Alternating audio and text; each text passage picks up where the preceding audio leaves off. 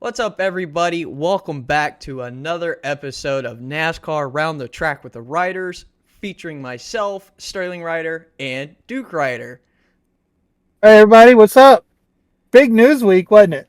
Definitely big news week. We also had some racing, so we'll talk about Darlington, but most of this episode will probably be about a lot of news. So, um, I'll just go ahead and start off with the first thing that I've got in the notes. So Dell Jr. It has been announced Dell Jr. will be part of the TNT Amazon podcast booths. We already knew pretty much, but they officially announced it this week. That'll be in both booths. So thoughts on that? Yeah, it's one of the worst kept secrets in NASCAR, just like Josh Berry going to the 4 car last year. Um, you know, it's one of those things that as soon as NBC let him go, and Dale Jr. got on his podcast and said, "I'm going to work somewhere next year. I'm hoping to work for NBC, but I don't know." And then we found out that Amazon and TNT were players in the next media rights deal. It was kind of obvious that that's where he was going to go. I mean, of course, they had to get contracts in place and make decisions and stuff like that. But I still got to ask NBC, what were you thinking? You let the most popular driver during his career get away. You let one of the most influential voices in the sport get away. You let one of the most exciting voices in the sport get away. What were you thinking? But then we also, and it could have been that, they have a longer season than, because Amazon and TNT together only have 10 races. Maybe that's just what Dale Jr. was looking for. He was looking for a shorter stint. And NBC may have said, no, if you're gonna sign with us, you're gonna do all of them. But at the same time, they also, NBC, when they had Dale Jr., they sent Dale Jr. to the Kentucky Derby. They sent Dale Jr. to the Indy 500. They sent Dale Jr. to the Olympics. So they had a NASCAR representative at these other sporting events that drew attention. So I don't. Again, I'm still not. This is obviously, this is going to be great for TNT and Amazon, but I still can't wrap my head around what NBC was thinking. I'm looking forward to them announcing the whole booth for TNT and Amazon. But right now, I think Dale Jr. is the cornerstone of this booth. No, I would definitely agree. Like you said, big influence on the sport. Was most popular driver when he was, still racing. Still very popular with the sport. Everyone, when you think of NASCAR, you think of Dale Earnhardt Jr. Definitely, of course, we knew it was somewhere, but good move by TNT and Amazon to sign him. But I agree. I feel like NBC kind of fumbled the ball here. But as you were kind of saying, it could have been Dale Jr.'s choice, as he wanted something kind of shorter, or maybe something a little more negotiable, to where he had kind of more time, not exactly being everywhere, as you were saying, having a presence at so many places. So that may be a factor, but we don't really know. Something behind the scenes. Something not really expressed to us, but I definitely agree. I think NBC fumbled that one either way. No, I think it's going to be quite an interesting year next year. That's for sure. So Dell Jr. in the booth, as you said, cornerstone. I agree. And to go along with that, what they announced today with the 5 races on TNT. They're doing the 32 driver bracket challenge, $1 million bracket challenge. That, of course, now NASCAR did not promote where this idea came from. This idea was a Denny Hamlin birthed idea that he birthed last year on Actions Detrimental, Dirty Mo Media, Dale Earnhardt Jr. So you kind of see these pieces falling into place now. This is a brainchild that came out of Dale Jr.'s Dirty Mo Media with Denny Hamlin. And last year it was really, really popular among the fans. They're doing it again this year with Dirty Mo Media, but now TNT. I don't know if it's NASCAR or TNT that's picked up this ball, but they've picked up this ball and they're going to run with it. And I think it's going to be something that I'm not a bettor. I'm not a sports bettor. I might play this just for the fun of playing it. But this is going to bring a lot more eyes to the sport. This because it's almost like NBA's midseason tournament. It's something new. It's something that's going to bring more eyes onto the sport. This is going to include one of the biggest races of the year with the Coca-Cola 600, because I believe that's TNT's first race. So we've got a lot to look forward to next year. Now, there's some other things that we're going to talk about here in a minute with the schedule that we may not be looking forward to, but you take Dale Jr., you add him to the TNT booth, and I don't know who the other people in the booth are going to be. I hope and I pray that Alan Beswick is the play-by-play guy with this team, and I would like to see them. Believe it or not, I would like to see them steal Steve Letarte, bring him over with Junior, because the chemistry that they had, not only in the race car, but also in the commentary booth at NBC, was awesome to be able to listen to. So that's my ideal booth, would be Alan Beswick. Great play-by-play. Wasn't that big on him towards the end of his NASCAR tenure, but watching him with SRX over the past couple years, I've really gotten to where I really love and enjoy Alan's commentary. But you add Alan and Steve Letarte to a Dale Jr., and then you add this 5-race bracket challenge to the whole mix. I mean, if that's not going to put eyes on TNT, I'm not really sure what's going to. No, I agree. That I remember reading about that earlier today. With the competition bracket, kind of like the in-season tournament, as I were saying. All 32 drivers head to head, eliminated through 5 races to 1 winner. That's definitely going to bring some new viewers to it. I would say, with just something new to the sport. When I originally read it, I was kind of like, this kind of sounds stupid, in my opinion. But also, as I kind of thought about it and looked more into it, I was like, this is actually kind of smart. If you think about it in the long run, it's going to bring new, some more viewers, some new viewers to maybe get their interest, maybe even some sports bettors. Not that I'm a betting person, but sports bettors might get in on it. So definitely big for TNT. I would say it's signing Dale Jr. to be part of their booth as well. So don't know who else is going to be in the booth with them, but Steve and Alan would definitely be some huge bonuses for it. So that was something we will keep tabs on, as there's been no announcements with it. But yeah. And the thing about this is, if this bracket challenge is successful and it brings more eyes into the TNT broadcast, okay, and then those eyes carry over into Amazon, and then those eyes carry over into NBC,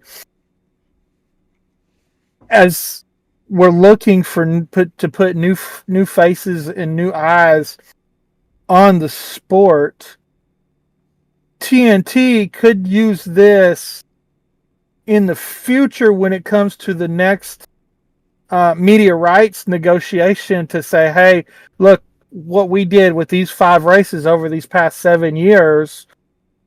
Give us more races. We want more races, and they'll be able to go to NASCAR with something solid and say, look, this is what we did. This is what worked.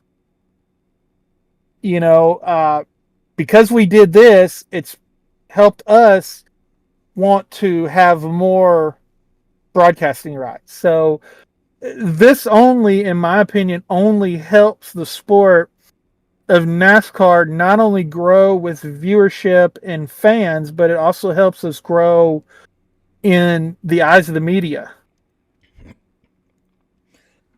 Oh, excuse me. No, definitely, I agree. I'm gonna throw in another little small thing here. To me, this kind of seems like a step up of how Xfinity has the Dash for Cash.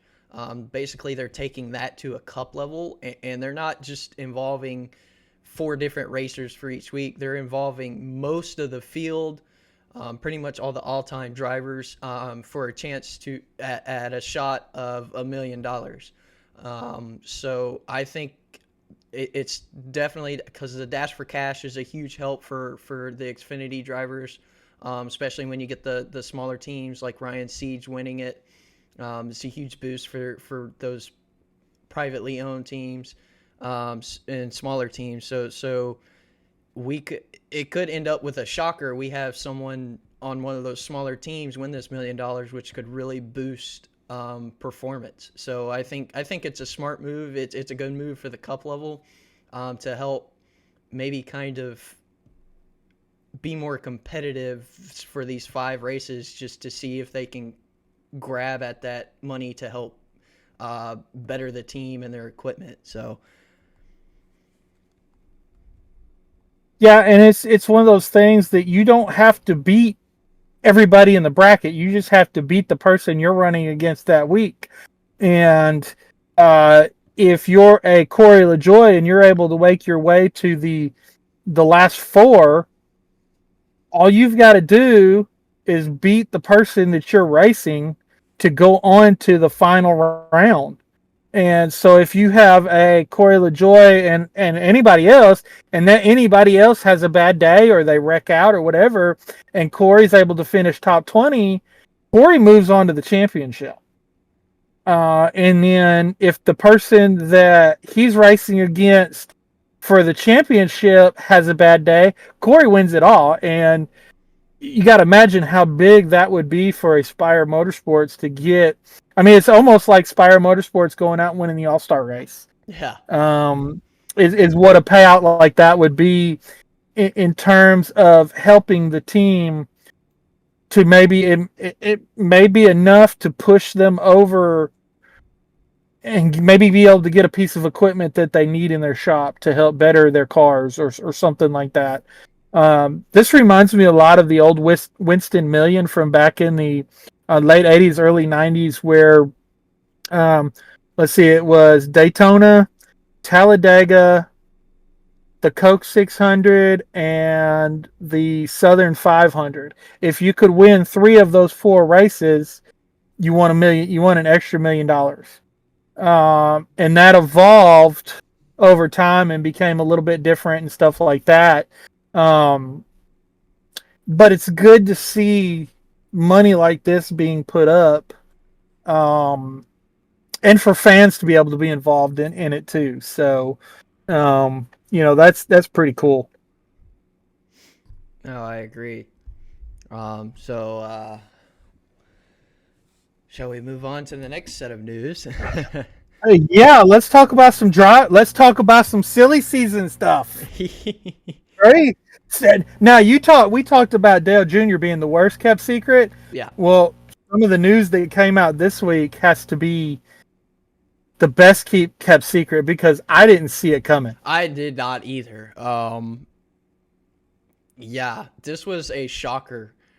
For me. Because Michael McDowell is the franchise driver for Front Row Motorsports. Yep. I mean, this is like a DEI letting Dale Earnhardt Jr., maybe not quite to that extent because he doesn't have the wins, but he helped build this team. And so this is almost like a DEI letting a Dale Jr. go to a Hendrick Motorsports. Yep. Type situation. He is a franchise driver, and he was on a 1-year contract, and he was looking for something more more guaranteed for a longer period of time. But I didn't see this coming. No, I didn't either. Definitely a shocker. As you said, Michael McDowell helped build Front Row Motorsports for the team it is today. Um, yeah, a couple wins here, at winning Daytona, one of the biggest races of NASCAR, and then winning the Indianapolis road course. So I didn't expect him announce earlier this past week that he was leaving Front Row Motorsports, that he was closing that chapter to that part of the book. And then maybe 20 minutes later, we get the announcement. Yeah, if it was 20 minutes later. Announcing that he's going to Spire Motorsports for with a multi-year contract. So, and the caption read, "So is it time to start silly season?" Which when Spire posted it. So definitely. Yeah, it's early, that's for sure. Oh yeah. I mean, we're only 13 races in. There's still, 2/3 to go, and then some. So not expected, especially this early. My question was how exactly did McDowell come to this decision? Was it a Front Row would like him to go do something for another team, kind of help maybe build another team as he had with Front Row, or was this a personal decision? I think from everything I've read and the interviews I've heard, I think this was a personal decision, because, as we'll talk about here in a minute, the future of Furniture Row is kind of unknown at this time. Of course, the charter. The charter deal, which again, when we talk about the charter deal, there's no news. There's still no news on the charter deal. So that's leaving some of these teams in limbo. They're not sure what they're going to do, so they're not ready to commit to a long-term deal. Spire came to him and offered him a long-term deal. This is a huge loss for Front Row Motorsports, but a huge gain for Spire Motorsports. They have a hole to fill because Zane Smith is on loan from Trackhouse. Mm-hmm. There are... Ooh, internet pause. Sorry, guys. Gotta lock up. Man, you gotta love internet pauses. I'm sorry, guys. Technical difficulties. Oh, my internet went out. That's nice. Oh, wow. Okay, so what was the last thing you heard?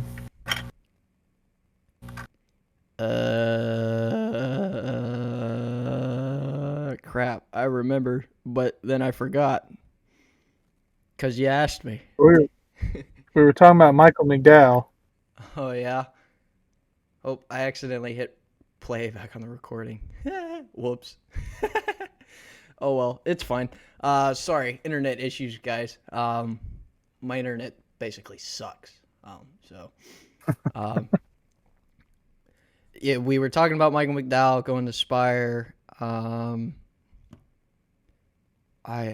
do not remember the last thing I'd started talking about the charters.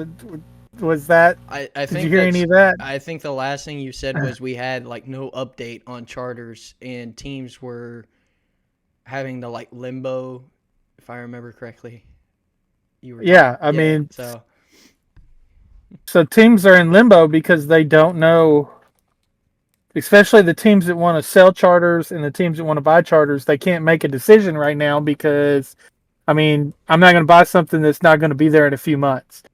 So until that gets worked out, that's going to be when silly season really starts to ramp up, is when we know what charters are available, who's buying what charters, who's going to have more cars. Because you could take Trackhouse, if there's an open field with no charter agreement, Trackhouse could run 4 cars next year. They could put Zane Smith in one, SVG in one.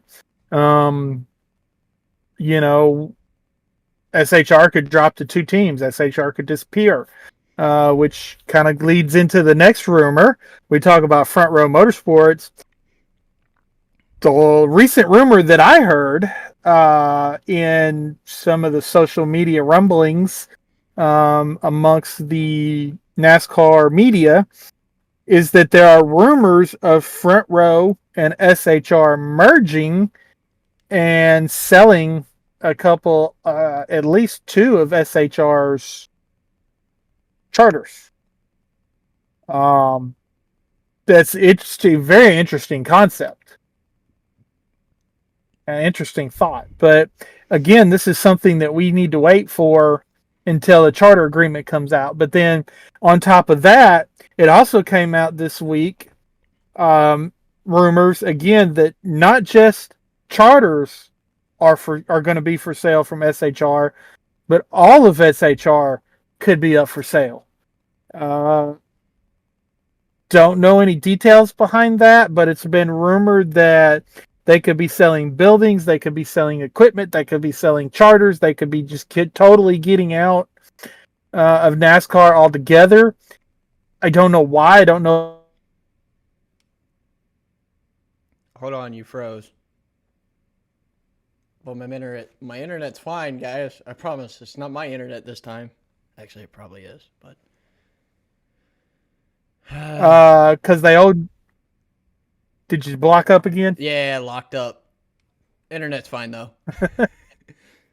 So, they both of those guys have independent race teams on the side. I mean, Tony's got his dragster team. He's got his NHRA team. He's got his sprint car teams and all that kind of stuff. Gene Haas has the F1 deal. So there's still, I'll be honest with you, I've got more questions than I do answers right now with this whole charter situation and SHR and Front Row and oh my gosh. Yeah, a lot is leaning on the new charters agreement, which we still have nothing about. So Front Row and SHR merging, that's a new rumor. I haven't seen that one, but that would be quite a shocker if it happened.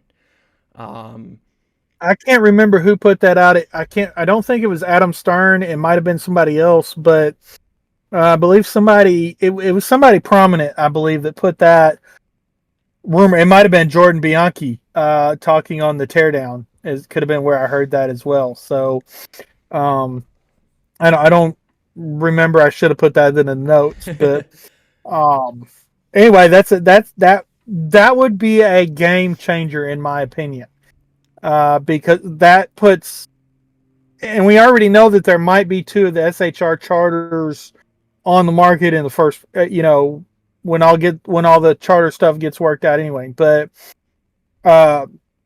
if you've got these two teams merging, that's a game changer for Ford, because SHR had a couple teams in the top 5 this week. Front Row Motorsports had Michael McDowell in the top 10, and Todd Gilliland ran well all weekend. So it could form a new Ford powerhouse team if done right. Right. No, I agree. So it's, I don't know, something to keep tabs on for sure. Just a rumor for now, so we don't know if it's actually going to happen. But if it does, we've already, like you said, we've already talked about SHR selling. We know they're definitely selling one charter, possibly two. So if they merge and sell two, and they do merge with Front Row, do they keep Gilliland and cut one of their own drivers, or? Well, according to Gilliland, they're close to a new contract with him. So, but that still leaves 3 cars. True.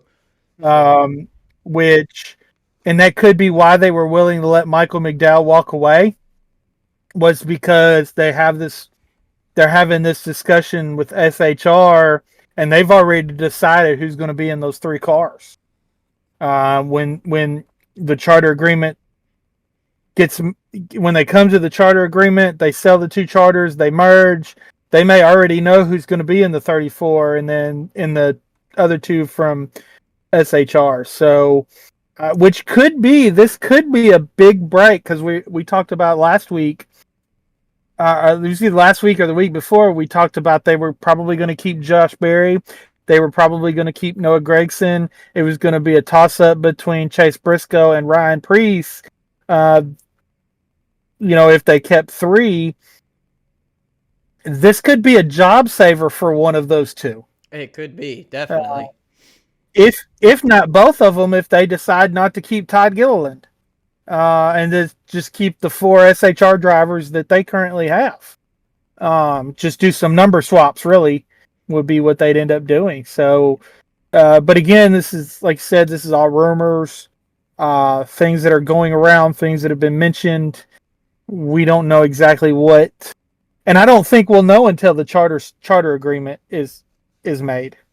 No, definitely. A lot of next season is with the drivers and teams is depending on that charter agreement. So NASCAR really needs to figure out.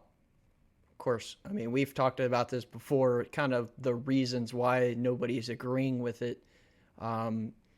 NASCAR just needs to stop trying to force what they're trying to force, and reconsider what they're doing with this charter agreement. So, yeah, and the other thing that they touched on the teardown, when it comes to this, NASCAR got 40% more with this media rights deal than what they had with the last media rights deal. So NASCAR is getting a lot more money than what they were getting, and that's what the teams want a part of. The teams are kind of telling NASCAR, hey, look, you can keep what you were getting, just give us the new stuff, give us the new money. And somewhere somebody doesn't want to bend, but I guess we'll just have to wait and see. yep, definitely. So I'll let you. Which, on that note, Martin Truex says he hasn't talked to anybody about returning in 2025. Why that's news, I don't know, but Bob Pockrass interviewed him this weekend. I guess because it's the beginning of May, and that's when they usually start asking Martin when he's going to make his decision. I stick with my guns. What I said a few shows ago. I hope Martin gives us a full year for his retirement season, like Harvick had, like Jeff Gordon had, like Tony Stewart had, like Jimmy Johnson had, and Dale Earnhardt Jr. had. I hope that Martin's able to give the fans a full year, and the tracks a full year, and NASCAR a full year to come out and show him appreciation and show him love, and thank him for what he's done for the sport, and just kind of celebrate with him. I hate for him to come out in August and be like, yeah, I'm not coming back next year. Yeah, I agree. It would be nice for everyone to show appreciation for that full final season, and not just 2 months worth of racing. He deserves it. He's been around for quite a while, with NASCAR. Since I mean, he was once a DEI driver, so when he first started, he's done quite a bit, for himself and for the sport. I would even say he's well known. Won the championship in 2017 for Furniture Row, and I would love for the fans and NASCAR and the tracks to be able to recognize all that he's accomplished as a driver. So hopefully we get a set answer, and hopefully he does return for one more full season. But I mean, who knows? It comes down to his decision, and if he agrees with the team's wanting. And again, another thing might be charters. Just throw that in there. It could be the charters again. So another agreement that's being postponed because of the charter situation, and it's making, like we've said multiple times, it's making these teams really struggle with what to do for the upcoming next season. So Yeah, because they can't really even set salaries, base salaries for these drivers because they don't know what kind of money they're getting that's going to be coming in. So they really need to get this charter thing done so that these dominoes can start to fall and we can start getting more answers than questions. definitely. So the next little note I have is kind of interesting. We've talked about it before. It's manufacturers. There was apparently a show car at Darlington. A page I follow on Instagram called NASCAR Nonstop. I think they have somebody. I think he's always at the races, so he sees everything's always in the pits, always interviewing drivers and stuff. So apparently there was a show car. Saw a picture of it. I sent it to you. It doesn't look like one of the usual big three. Didn't look like a Chevy. Didn't look like Toyota. Didn't look like a Ford. Well, I did some research into that, Okay. and there because this also hit Twitter. It is a Cadillac. Chevy, as you know, that they have discontinued the Camaro. They've also then announced the discontinuation of the Chevy Malibu. Chevy no longer has a sedan. They no longer really have a car. Everything that they have is a small SUV up to a big SUV in the trucks and stuff like that. They no longer have a sedan style car. So this is a Cadillac that they're speculating again, rumors that this car, the car that you saw the picture of, could be the car that General Motors goes with in the Cup Series to replace the Camaro. Okay. So it's I cannot remember the model, but it is a Cadillac sedan. Okay. Interesting. I didn't really look into it. I just saw the picture, and NASCAR Nonstop didn't really have anything along with it except that it was a show car. Unusually, yeah, that's not normally there. I'll put in my 2 cents. I think it looked really ugly. Nothing against Cadillac. Some Cadillac cars look really, really nice, but that did not, in my opinion. I think it looks okay. I think it looks 100% better than the old COT. It does not look as good as the Gen 6 SS that they had back in 14 and 15 and 16 before they switched to the Camaro.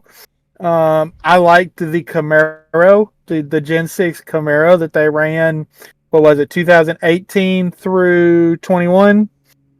And I really kind of like the style of the Camaro that they have now.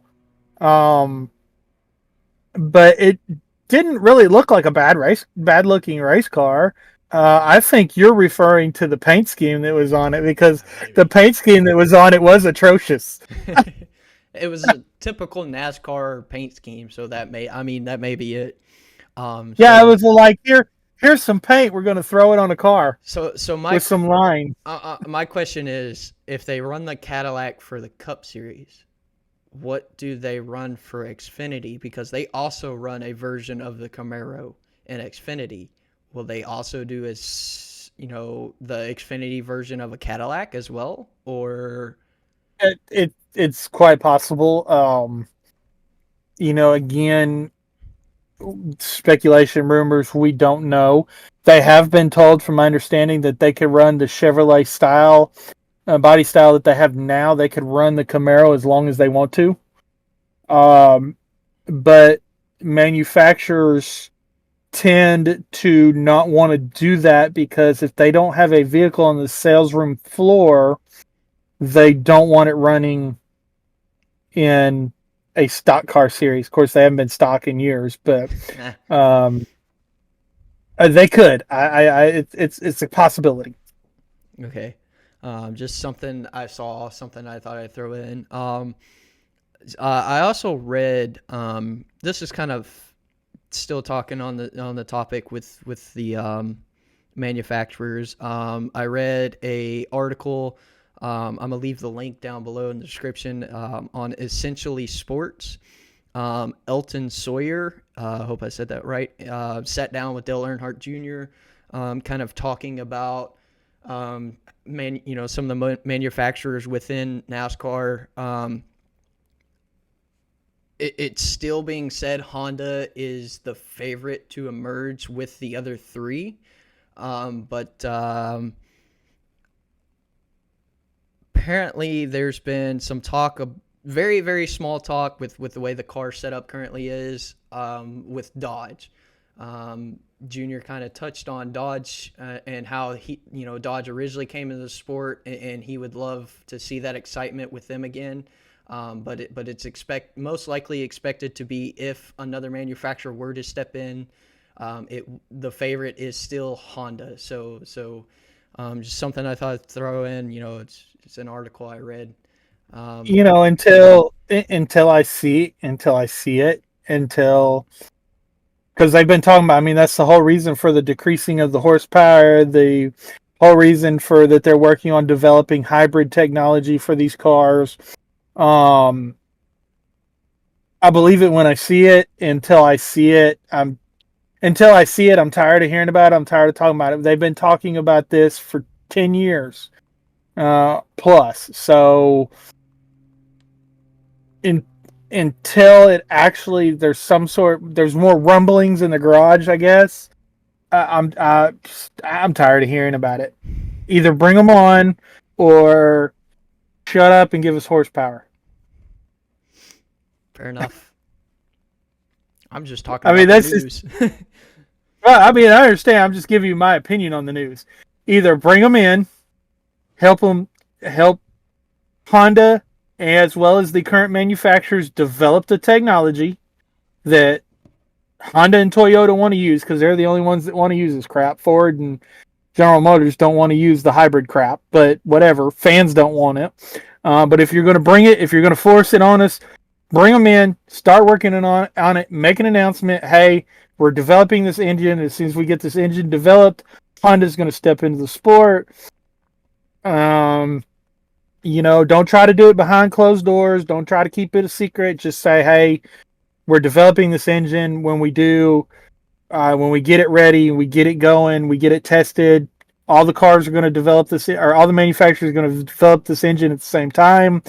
And when we get it ready to go, Honda's going to be our new manufacturer. Until then, shut up about it and give us horsepower.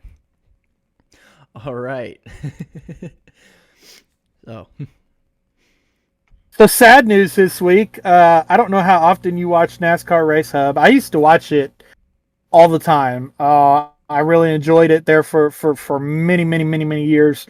Then it kind of turned into, Monday and Tuesday shows were great, but Wednesday, Thursday, and Friday was not. It was almost like a game show on those days. But they did run some awesome features, some awesome feature stories over the years that I really enjoyed watching. But Fox Sports has announced that the last show for NASCAR Race Hub would be the Tuesday after the Sonoma race, which is Fox's last race for the 2024 season. This kind of came out of left field. From my understanding, the people that worked on the show, it came out of left field for them too. So at this point in time, there is not going to be a daily NASCAR show on TV for the first time since the late 90s. Because ESPN had one, Speed Channel. Speed Channel used to have several different shows that would cover NASCAR. Sometimes they were a half hour. Then you had Wind Tunnel with Dave Despain that covered all forms of motorsports. It was an hour long.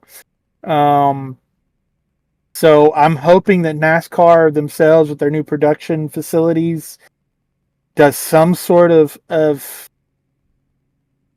daily TV show. Something, they produce it and they send it out to CW, Fox, NBC, whoever's going to air it. Um, you know, because that's where Race Hub is where we got, we gripe and we complain about post race coverage. Well, Race Hub was a lot of our post race coverage. I mean, Monday and Tuesday we got to see a lot of interviews that were done on pit road that we didn't get to see on TV. And I'm going to miss that because a lot of those interviews, I wouldn't go and watch Race Hub, but Race Hub would post them on social media and I would be able to go and watch those interviews and the segments and stuff. But this is kind of sad that we're losing that as a sport. Anyway.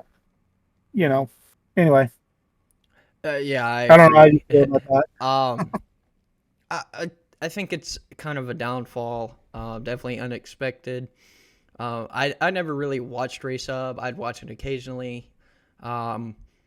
Mostly when maybe I missed a race and I needed a recap and I wasn't able to maybe watch the full race due to my job, which was kind of like the whole point to me of Race Hub on Monday and Tuesdays, especially, when they recapped the race and went over everything. The interviews were always great to hear because Fox has a habit of interviewing the winner and maybe second or third place and then cutting off. So the interviews were always nice because you actually got to hear a lot more from the drivers with what happened or what maybe kept them from winning the race, whatever it may have been. So it was definitely good for referencing or to just keep a touch on the sport whenever I was maybe busy with work or something. I always thought, the show was really good for that type of stuff. So I think it's sad to see it gone. We're going to lose that. Of course, I know a lot of stuff, highlights and recaps on social media or even on YouTube.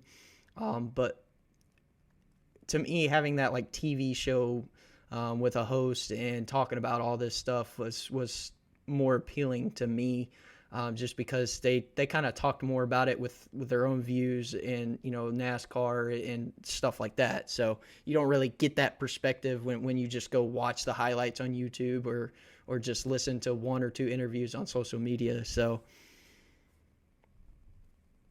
it's a win-lose in my opinion. I don't think it's a huge loss, but I don't think it's a big win either. So I think it kind of levels out, but that's just my opinion. So. Well, before we talk about the race, we've got some final little bit of news. Rumors, most of these come from Jordan Bianchi with the Teardown and the Athletic. Some schedule news for 2025. It is rumored that the Clash is going to be at Bowman Gray Stadium. That's kind of a big deal. That's kind of a home game again for the Cup teams. They're not going to have to drive across the country to get to an artificial racetrack. So that'll be good. The All-Star race is going to be at North Wilkesboro again in 2025. And then there's talks of a Cups point race at the road course in Mexico City, replacing possibly the spring Richmond race. I don't think we need another road course. I don't think we need to leave the country, because they've been trying to go international for a while. I understand that, but I remember reading about this. Kyle Busch doesn't have a good record in Mexico, apparently. This is true. So if they were to go race in Mexico, would he be able to, or would he be fined for it, or even charged of I don't even know. I don't even remember what exactly happened when he was there on vacation. He had taken a weapon that was not registered in Mexico. Of course, it's something to do. I mean, it was stupid. It was stupid on his part, but it's also stupid. That they were so concerned about it. Yeah, but so if they do Mexico. I understand going, international. I think it would actually be a benefit.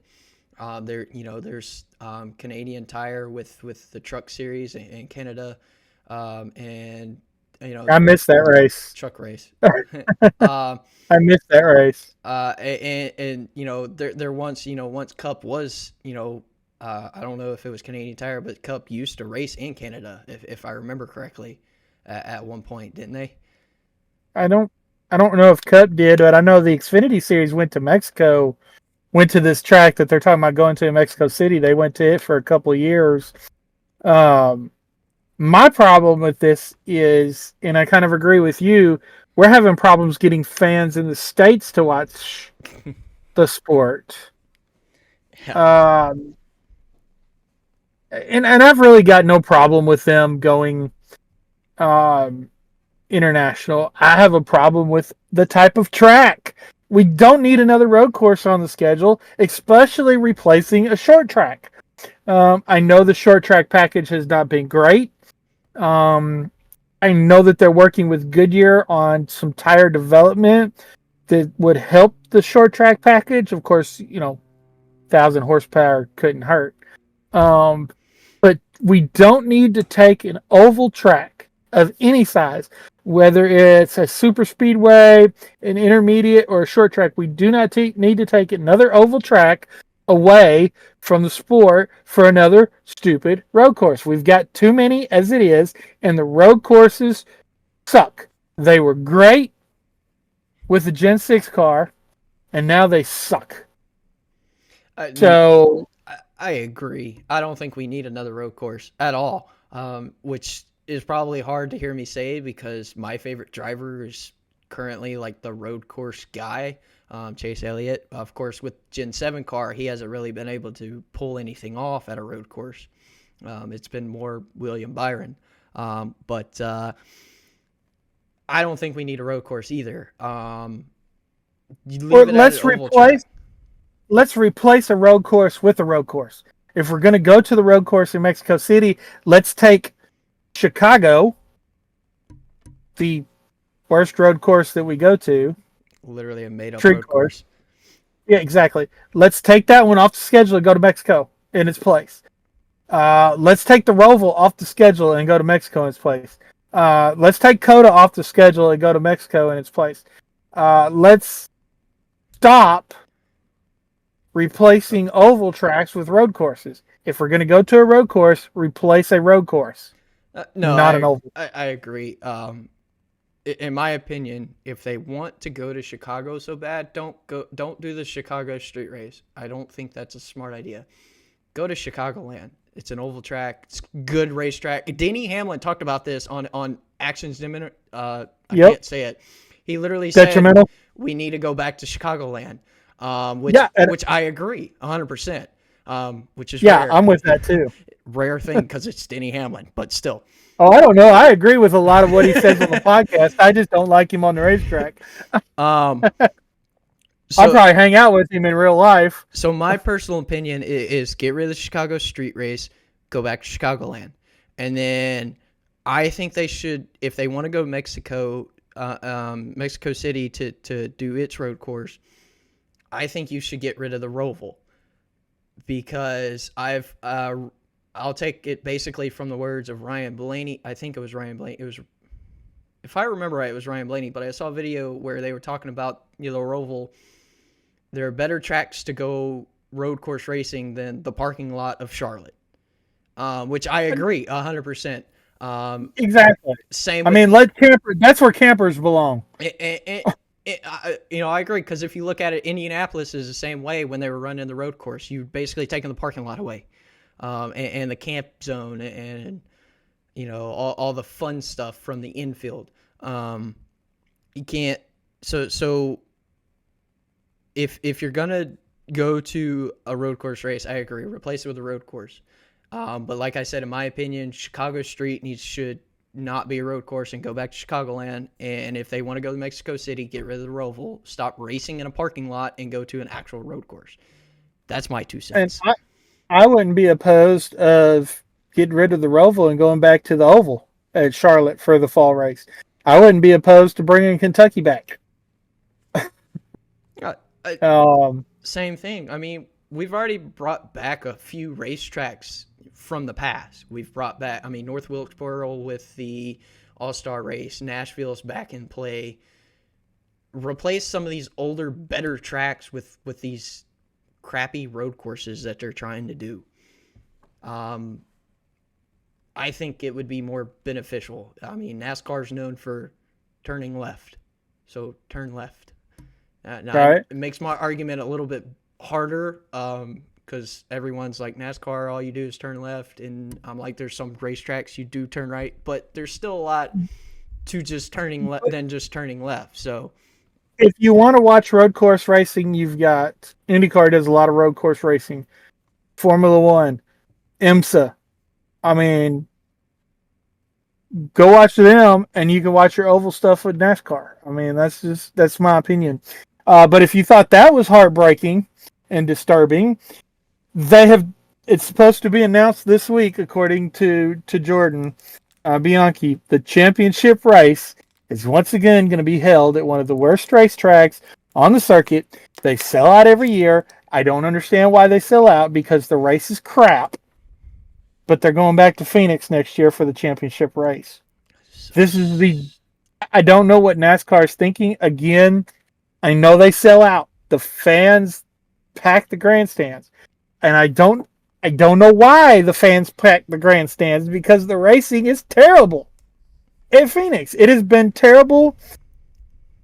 I would say Phoenix has been terrible since like 2015, 2000, really since they reconfigured it. Phoenix has been terrible. Yeah, I still can't figure it out on the video game since I reconfigured it. I'm still super slow. No, and it's the same track. I know. Phoenix, if they want in the playoffs that bad, put it in the round of 8. For the championship 4, you need to go back to Homestead, in my opinion. Homestead had much better racing, much more entertaining. Phoenix just seems like a slow-paced, boring race. I mean, we saw it earlier this season. It was a normal Phoenix race where you had the leader and you had 3 seconds between him and second, and pretty much 3 seconds between almost every car once, we got a long run. Phoenix is not good for a championship race. I agree. Here's my opinion of what they should do with the championship race. If we're going to have this Game 7 moment, it needs to be at a different racetrack every year. I think that would be smart. And that is the only time of the year that we go to that particular track. Now that means that some tracks might lose a date. And there needs to be tracks that's out of the running for this. Daytona does not need to be the track. Talladega does not need to be the track. There was arguments for Darlington. Okay, I like Darlington being the Southern 500. So if we're going to race at Darlington once a year, it needs to be the Southern 500. Charlotte does not need to be one of them, because we need the Coca-Cola 600. Because like I said, for the final race, the championship race, it needs to be at a track that is the only time that particular year we race at that track. If it's at Homestead, we race at Homestead that one race. If it's at Bristol, I love the Bristol night race. The Bristol night race is a tradition. Move the Bristol night race to the championship race. Have it at Kansas. Have it at Texas. Have it at... I know there's going to be a lot of people not want to have it at Texas. We don't need to have it at Atlanta. It does not need to be at a drafting track. It does not need to be at a road course. That's what I was going to ask you. It's... And I know there's only certain places that we can go in November. We have no business racing at Chicagoland in November. It's just going to be stupid cold and probably going to be snowing. Las Vegas. We could go to Las Vegas in November. Probably not be a great idea to try to go to New Hampshire for a championship race because, again, it's just going to be stupid cold and it's probably going to be snowing. So there are some tracks that are obvious no-goes. We're not going to go to Michigan for a championship race. We're not going to go to Pocono for a championship race. But there's a whole lot of tracks in the southern part of the United States that in November it's sunny, it's 75 to 80 degrees that we can go to change it up. No, I agree. I think it would be a great idea. It's a toss up. As you said, it's only time that track's raced in the year, so nobody has experience, there for the year. Nobody's been at the track except for the championship race. So, and what I was going to ask you, you kind of answered it. If they were to do that, say if NASCAR actually listened to the two numbskulls here on the podcast, and they did do that, you immediately rolled out Daytona, Talladega, of course, take out the super speedways, obviously. A lot of the tracks up north due to weather, and drafting tracks like Atlanta. So that kind of leaves the intermediate and short tracks, because you also said no road course races. So, in my opinion, that would make it far more interesting. And we got Nashville, we got Kentucky. I mentioned Kansas, I mentioned Texas. Dover. Of course, now Dover might be a little chilly. I'm not too sure about that, but Richmond. Richmond's not the greatest race in the world, but give them a tire that wears out and they got to figure it out. Bristol, same thing. Give them a tire that needs. It's probably going to be cool in Bristol in late November, so mid to late November. So we may have another tire wear out at that time. We've got Homestead. They've got options. Obviously, not every track would be on the board, but they've got enough options to where they could rotate this. They could put this on an 8 to 9 year, maybe even 10-year rotation, where it takes us 10 years to get back to Phoenix. Okay? Well, by the time we get back to Phoenix in 10 years, we may have a whole new car. We may have a whole new set of drivers. We may have a whole new engine package. And Phoenix might just put on the best race that we've ever seen in NASCAR. 10 years down the road. But if we see the same thing year after year after year after year, it's no longer exciting. When the races are like the races are at Phoenix. When we had races at Homestead, they usually weren't barn burners. In the Cup Series, the Xfinity Series, and the Truck Series was usually, off the hook. But the Cup Series, but at least you didn't know what to expect. Right. So, yeah. Well, we do have some races we need to talk about. Yep, we sure do. Finally had a full weekend of racing. Yeah, so we had a truck race. Kyle Busch spins out on lap 2. That was kind of a shocker to see him lose it. Had some tire issues, so lost it again. Ended up wrecking, going to the garage. Corey Haim swept the stages. Ross Chastain won on an overtime restart. But Corey Haim swept the stages, but he got caught up in that wreck.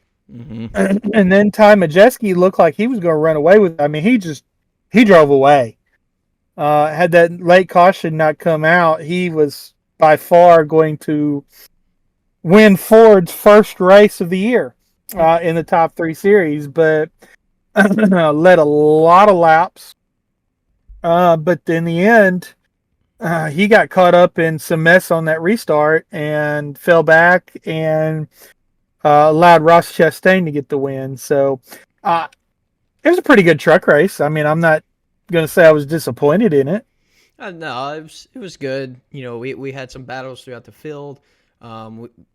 Only a select few cautions, with the stages, Kyle Busch, and then the one where Corey Heim and Thompson and Carruth got tangled up.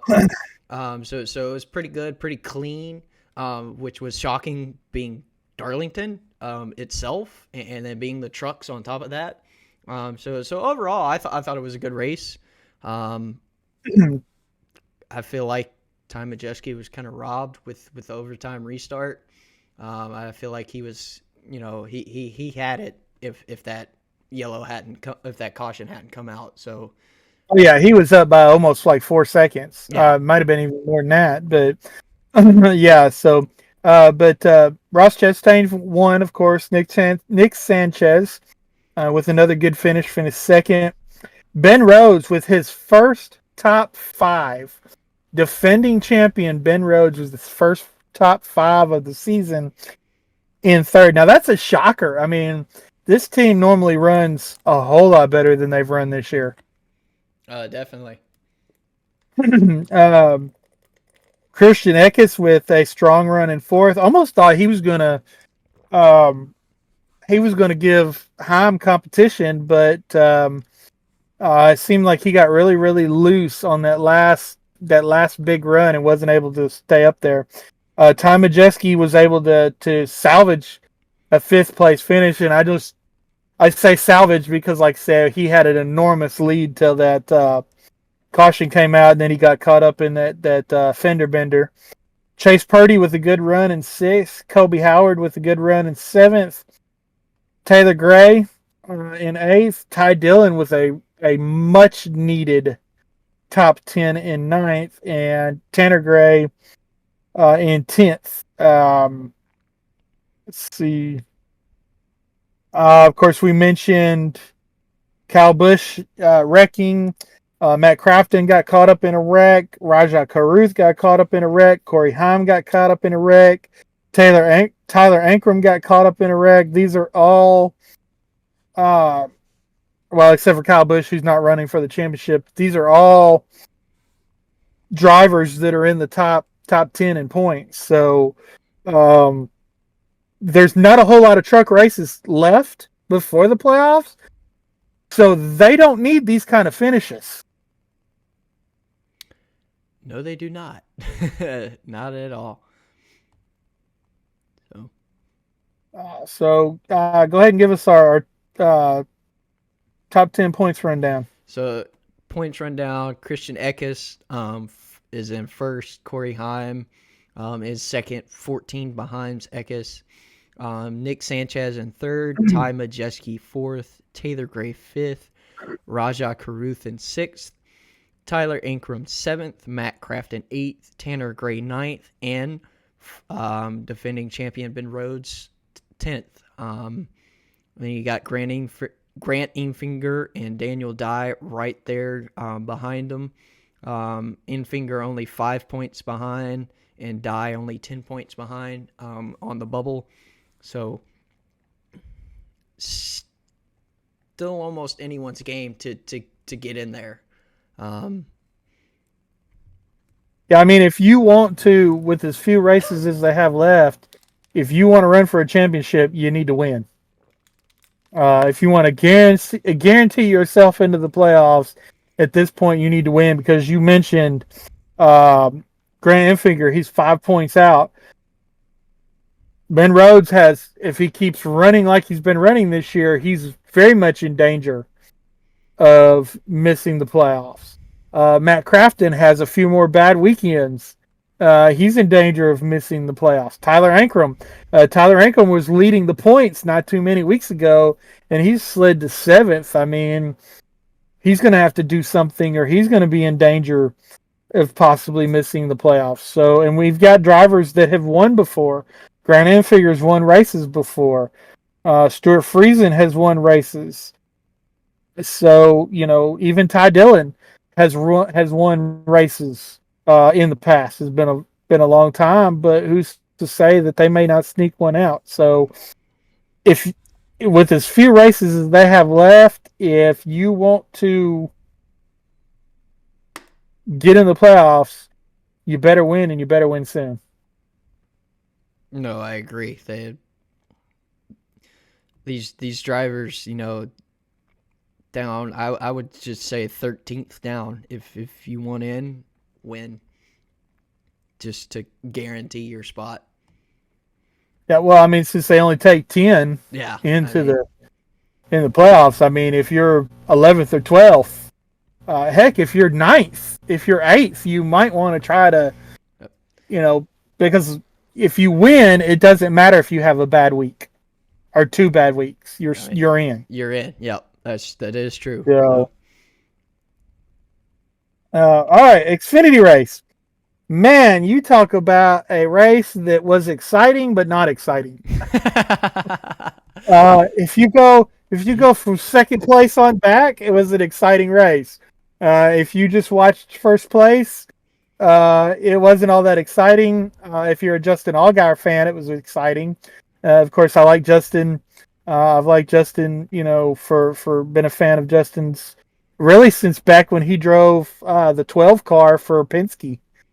I mean, that's going way back right there. That's like 2012 type go back. But Justin sweeps the stages. He gets the win at Darlington, the first track where he's got 3 wins at. He's got quite a few wins, but this is the first track where he's won 3 races at. So, and I read this week a quote that I didn't realize that he had said after Phoenix. But after, of course, if you remember, he was leading at Phoenix with just a few laps to go, and he blew a tire and spun out and hit the wall. Yep. He made a quote after that I didn't know until this week, until after he had won Darlington. But he said after Phoenix, he's like, I don't know if I'm going to get a chance to win one of these again. I don't know if he was just that brokenhearted, over what happened at Phoenix, or if maybe his career's getting ready to wind down. But it was good to see Justin win. No, definitely good to see him back in victory lane. I like Justin as well. But he's been in Xfinity Series for quite a while. They kind of said when he won the race, he's kind of considered the veteran of Xfinity. So it could be possible. It could be a thing where it's just time to start getting ready to hang up the gloves and the helmet and continue. Because, he has 2 little girls himself. So who knows? But it was good, really good to see him back in victory lane. After the heartbreak he had at Phoenix, I'm sure it was super, super motivating for him and his team. So definitely good to see. Well, and the cool thing is, and I guess I'm going to have to pay a little more attention to Bob Pockrass' picks, because he finally got one right. He picked Justin to win. Justin went out there. Not only did Justin win, but Justin dominated the race. So I guess maybe when I make my fantasy picks, I need to go look at Bob's picks and then go plug him, because he hit this race right on the head. So let's see. Justin finished first. Austin Hill with another really good run in second. Cole Custer in third. There for a while, though, in the first stage, it looked like it might be Cole Custer's race to win. But he had pit road problems, and that kind of set him back, and he was never really able to get back up front. Sam Mayer in fourth, Eric Amarola in fifth, Parker Kligerman with another good run in sixth, Riley Herbst seventh, Jesse Love continues to impress in his rookie season in eighth, Sheldon Creed in ninth, Brandon Jones 10th. William Byron comes back from being 3 laps down after contact with the wall to finish 11th, but it kind of seemed like when he got to 11th, he got to 11th and 12th, he just kind of stalled out. I don't know if there was something that happened to the car when he did hit the wall that they weren't able to diagnose. I haven't heard anything about that yet, or if it just, when it got up front into that cleaner air, it just didn't have the maneuverability that he he had, but it was still, a good run. I still need him to win in that 17 car so I can get a daggum diecast. SVG with a very impressive run. This being his first time at Darlington with a 15th place finish. It's hard to finish. It's hard to finish really, really good at Darlington your first time out. So Haley Deegan had a beautiful Dale Earnhardt senior throwback, but she had some issues on the track. Can't remember who she said wrecked her, but or made contact with her that caused her to spin, blow her left rear. But surprise, surprise, another incident happens on the track and Fox doesn't catch it.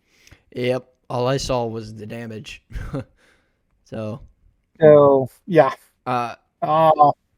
It's got to be a tough break for Haley. I mean, her and her team, they've put in a ton of work, trying to figure this out, and they just keep getting hit with the bad luck hammer.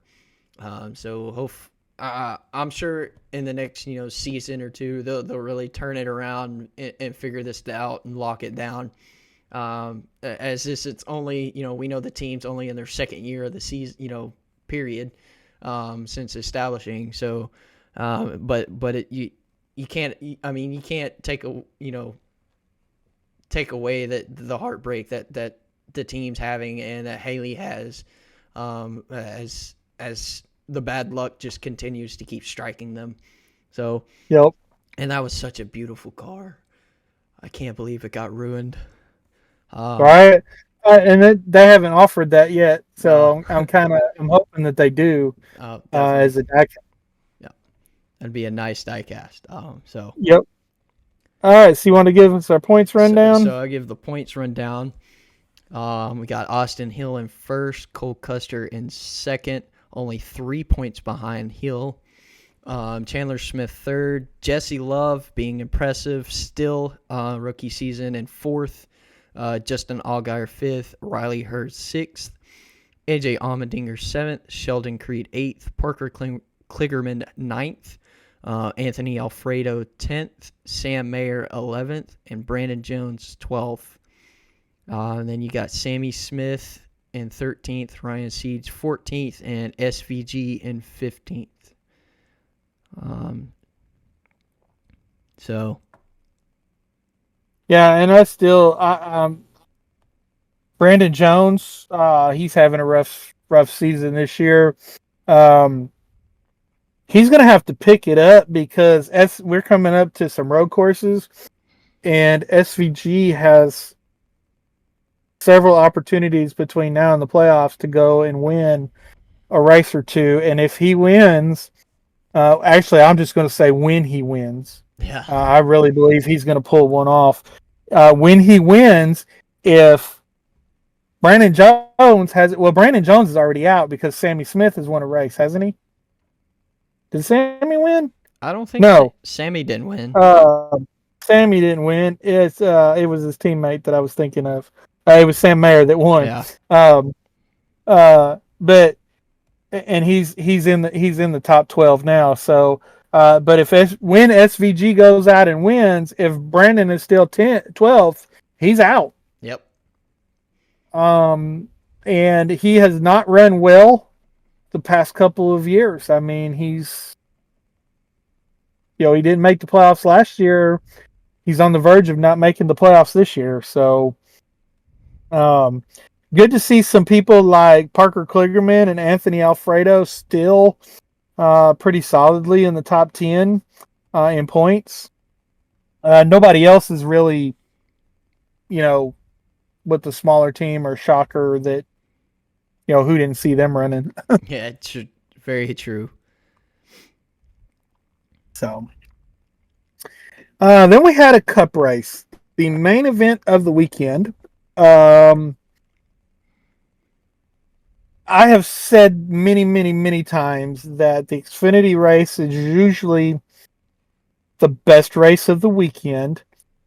I don't think it was the case this weekend. I really think that the Cup Series put on a better race weekend. Yeah, talking about qualifying, no real super shockers in qualifying, with the exception of Chase Elliott qualifying 31st. That was kind of caught me off guard. Noah Gragson, after he's qualified well the past several weeks, qualifies last. Yep. Other than that, no real qualifying surprises. The normal players that you would expect to start in the top 10 at Darlington started in the top 10 at Darlington. Pretty much. So I'm not going to say it was a super eventful race. I did like seeing tires wear out. I like seeing pit strategy come into play. They did have some really good throwbacks that were very, very, very, very close to the original schemes. Unfortunately, again, throwback weekend, if they're not going to let them move the numbers where they belong, let's just drop it. But Kyle Larson won stage 1, Tyler Reddick won stage 2. Tyler Reddick led more laps in this race than 2311 has ever led in a race. And it also led more laps in this race than he's led in a single race in his career. Before yesterday, his most laps led was 99. So he led a whole lot of them today. Yesterday. He led a whole lot of laps in the race. So one good thing I'll say about this weekend is they didn't have a whole lot of cars. Well, they didn't have anybody go to the back for failing tech in any 3 series, which is unusual. That was a good thing to see. So except for a couple in the truck race where you qualified is where you started. So that was good to see. But the really interesting part, we get down close to the end of the race. We do get a caution when the 5 wrecked. Just kind of lost it. He said he the first time he hit the wall, he bent the tie rod, and then the second time he hit the wall, the tire blew. He said he couldn't tell you whether it was the right rear or the left rear, but one of the tires blew and just spun him in the wall. So, but that brought out that last caution. Go ahead. So I'm gonna throw in there's a lot of, I don't know if you've seen any of them, but there's been a lot of photo edits of when he starts to spin. Yes, of Dale those Senior. Cool. Dale Senior coming in, basically being the reason, the good old intimidator, causing him to spin. I thought that was kind of cool. You throw in, a well-known champion against a current champion that was running a old paint scheme that, from a driver that Dale Senior had raced against. So I thought that was really cool. Very funny. My favorite one of those was it had the original run-in between Terry Labonte and Dale Jr. or Dale Senior at Bristol on the top. Then in the middle, it had the 5-car spinning with the 3-car, and then underneath it had a Dale Senior with his thumbs up going, "Got him." No, I didn't see that one. That sounds funny though. I'll look it up and send it to you. I thought those edits were hilarious. Whoever's doing the memes this season has been doing amazing. Oh yeah, that was great. With what's going on. That was great, and I saw several of them, and all of them, it was like all of them were better than the previous one. So yeah that was so. It was almost, you could almost say the ghost of the 3-car was at Oh, uh, at Darlington. Darlington this Yeah. weekend. No, I could agree. So So this will probably let you know that they will never, ever run this paint scheme again. And if they do, it might wreck again. most likely. Other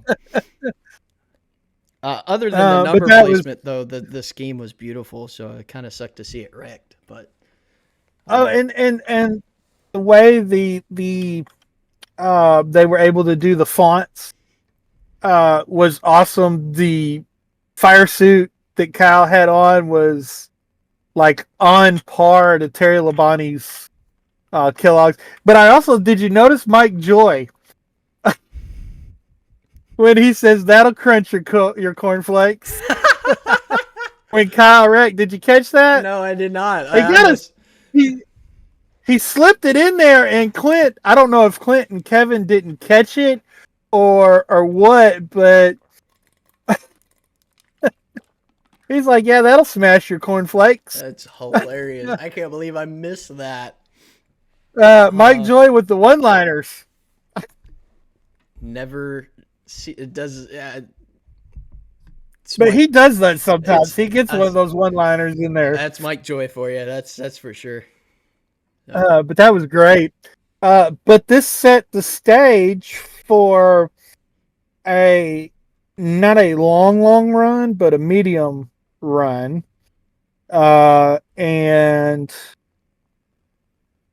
on the restart, Brad Keselowski and Tyler Reddick were really fighting for the lead, and then here comes Chris Buescher, and just goes down to the apron and passes both of them going into the turn. Yep. And takes the lead, and it looked like Tyler was catching him, but Brad was also catching Tyler. But Tyler, I mean, he dove it in there, and he did say after the race that when he realized it wasn't going to work, he tried to back out, but it was too late, and he pushed, kind of squeezed Buescher in the wall, cut down their tires. Both of them had to pit. I mean, basically handed the lead to Brad. I think Brad would have caught them both and probably passed them anyway, because he just had a bad, fast car that was able to move around in traffic. It was really good on the very long runs. He still seemed to have that maneuverability on the long runs that the other cars would lose that. So, but Brad's able to go on and win it, and he breaks his 110 race winless streak. And he also puts Ford in victory lane for the first time since Martinsville last fall in the Cup Series. So, and gives Ford their first win of the series of the season in any of the top 3 series. Could have had everything played out right, Ford could have swept the weekend. Ty Majeski was running away with the truck race. Cole Custer was leading, running away for a period of time in the Xfinity race until he had bad pit road, and then Brad goes out and wins. Wins the Cup race. Popular win, popular in our fandom. Yeah, definitely. We're both friends of Brad. Brad still carries the American flag. I saw a video. His wife posted a video this morning of their daughter taking that flag to school for her class to do the Pledge of Allegiance. I mean, that's sweet. Isn't that awesome? Oh, absolutely. And that's what the sport of NASCAR was built on. It was built on family. I thought it was awesome that the girls got to ride in the car with him to victory lane, but then you see his daughter carrying the flag into school. That just is, that's the cherry on top of the ice cream sundae. Oh no, definitely. I'm sure Brad's extremely proud of her, and really good to see that flag back in the car, doing donuts. This is his first win with RFK, first win as an owner. It's huge for him in so many ways with this, snapping his winless streak. Like I said, first win as an owner with his team RFK. First win for Ford across all 3 series of the season. So I remember saying there were 2 drivers that were going to do it. It was either going to be Noah Gragson or the guy who did it, Brad, who got Ford a win if they were going to get a win. Now, I know we were still doubting if Ford would be able to pull it off, but they were able to, and I was happy. So, well, and if we look at the top 10, Ford had 5 of the top 10. Joey Logano got a late race penalty. Brian Blaney got wrecked out in that incident with William Byron and Martin Truex, where William dove it in 3 wide and probably was where he shouldn't have been. But it's just a racing deal. I don't really blame William for it, but he did go in there 3 wide. But Ford has shown speed, especially the 17 car. Again, we mentioned Ford had so many in the top 10. So had the 17 not had a flat, Joey Logano not had his problem, and Ryan Blaney not had his problem, we could be talking about there being 8 Fords in the top 10 at Darlington. Yeah. So, or, they may have, a couple of them may have replaced Justin Haley and Michael McDowell in the top 10. But either which way, Ford had a strong showing yesterday. But again, even though Brad won, Toyota was still the class of the field. I mean, Tyler Reddick led over half the race. Yep. So, all right, let's do our rundown. We have Brad Keselowski. Of course, he won the race. Broke that 110 race winless streak. Ty Gibbs, in his sophomore season, continues to impress. Very, very impressive run from Josh Berry. Started 33rd, finished 4th. You mean 3rd? A lot of people were saying, 3rd. Ty Gibbs got out of the car and said you can't pass. Josh Berry went from 33rd to 3rd. We had some other big moves that we'll talk about here in a minute. Some of it may have been off of pit road strategy or whatever, but they had to pass somebody somewhere. Yep. Denny Hamlin 4th.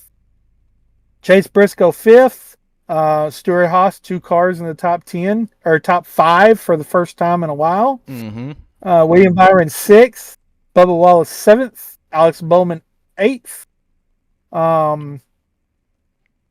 You still see a lot of Hendrick drivers up front, and some Toyota, quite a few Toyotas.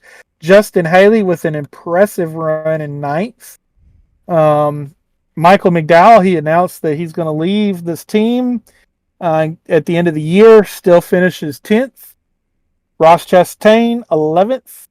Chase Elliott was able to rebound to 12th from 31st place, which was kind of a surprise. And I didn't mention that Haley started 28th and was able to finish.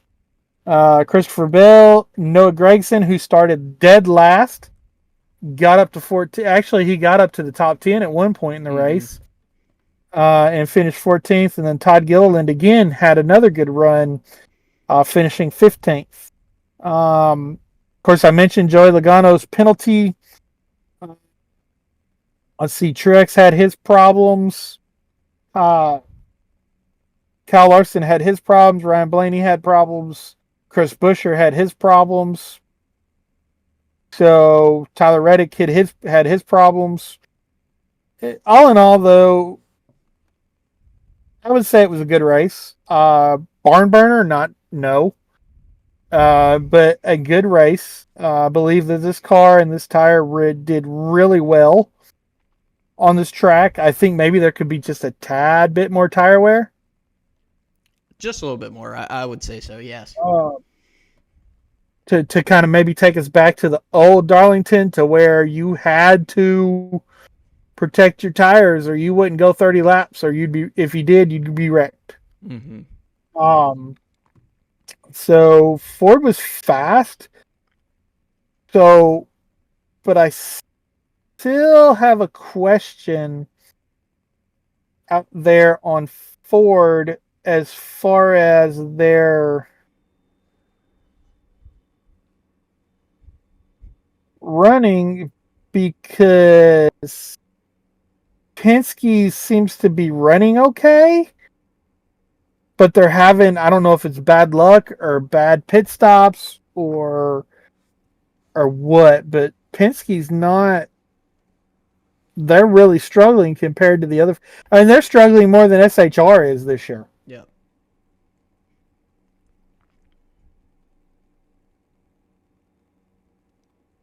Was there a question in that, or? No, I was just, to hear your thoughts if you had any thoughts on that. I mean, Chevy and Toyota are still dominating. No, absolutely. I mean, we see it. Denny, Hamlin, William Byron, 3 wins each. Showing off with Chevy and Toyota right there. Ford's struggling. We've seen it. Took them this long to get a win. Still kind of came in as a shocker, somewhat, with just what happened on the racetrack between Reddick and Buescher. Ford still has work to do for sure. The question of the teams, really, I believe RFK has it almost figured out, if not after this race for sure, because they've had quite a few close calls at multiple different tracks, including winning this one. SHR, we're seeing Noah Gragson pretty much carrying the whole team, but running extremely well. He came from dead last through, a little over half the field to 14th. That's impressive, especially being Darlington. So I think Gregson's still trying to figure it out, but he's getting there. Josh Berry is starting to figure it out as a rookie for sure. Briscoe he's had some momentum, but I think that's kind of fallen away. Of course, he finished in the top 5 this week. That probably boosts that momentum back up. So, kind of looking over it, you go to Penske with Ryan Blaney and Cindric and Logano. They've had some good. They've been up front toward beginning of the races, but they've fallen back at the end. So it's a matter of I believe not really the teams, but the drivers. I would say more likely trying to. I'm just not sure if something's different to them with the car or the way the racetrack scheduling and the weather of the track may be.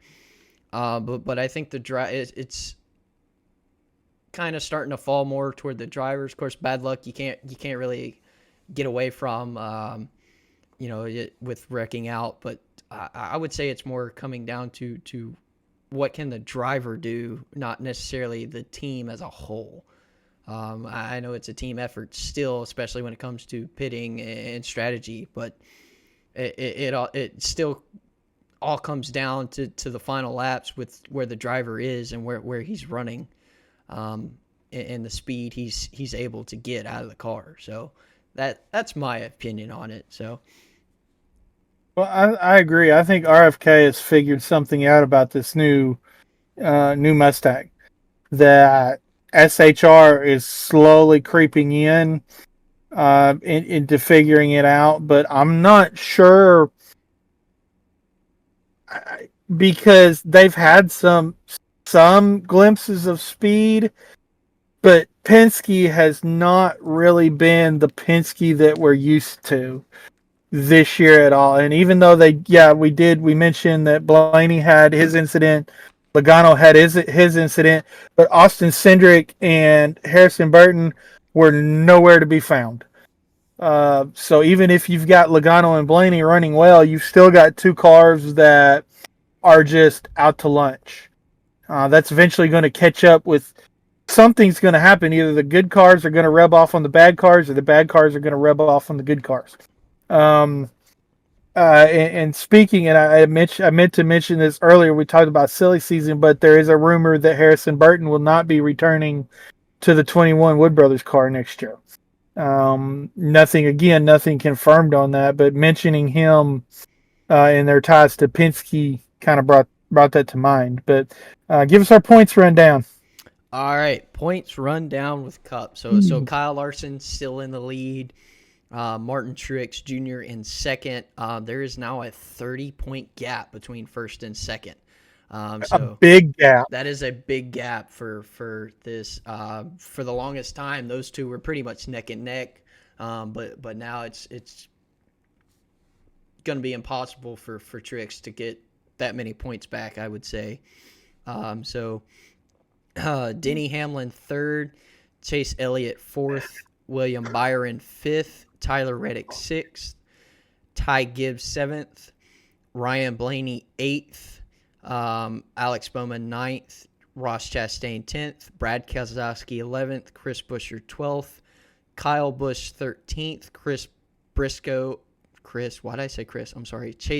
14th, Christopher Bell 15th, that's why I said Chris, and Bubba Wallace 16th, Joey Logano 17th, technically 18th, Wallace is technically 17th, and Logano is technically 18th, Suarez is points-wise in 18th, but he has a win at Atlanta, so he's technically in at 16th, so that puts Wallace and Logano on the fence. And even there's quite a points gap between the two. The 24 points between just those two. So the bubble is starting to get even tougher. So we're getting to where Cup, you're pretty much just going to need a win to get into the playoffs.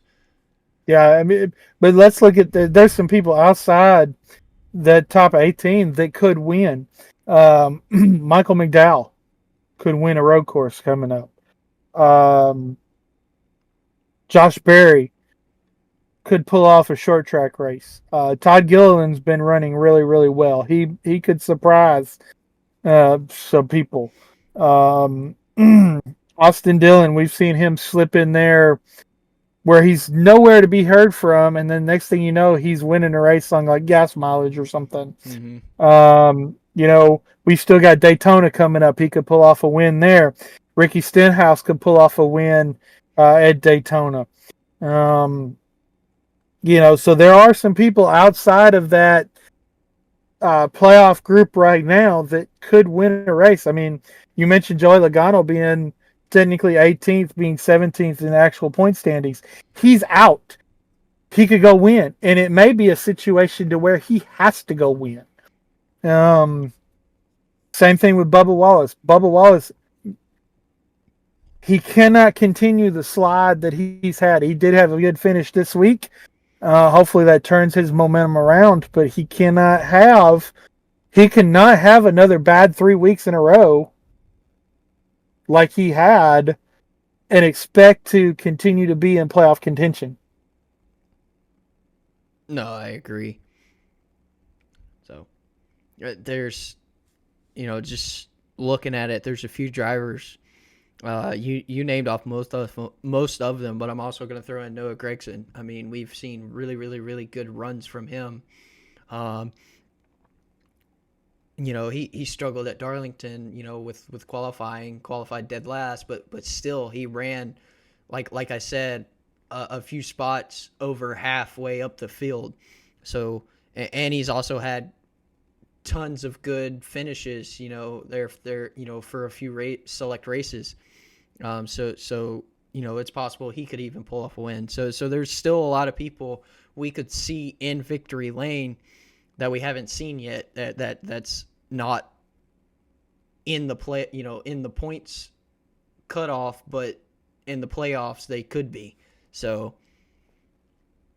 there's still Absolutely. quite a bit to factor in with Cup because there's still quite a few races to go. So Yeah, I mean, we still got 13 races to go. So, um, and I could see some other drivers winning more races. I could see William Byron getting some more wins, Denny Hamlin getting more wins, Chase Elliott getting more wins. Tyler Reddick is going to slip in there and get him a couple wins, I believe. Brad, uh, this could be the breakthrough win that Brad has been waiting on.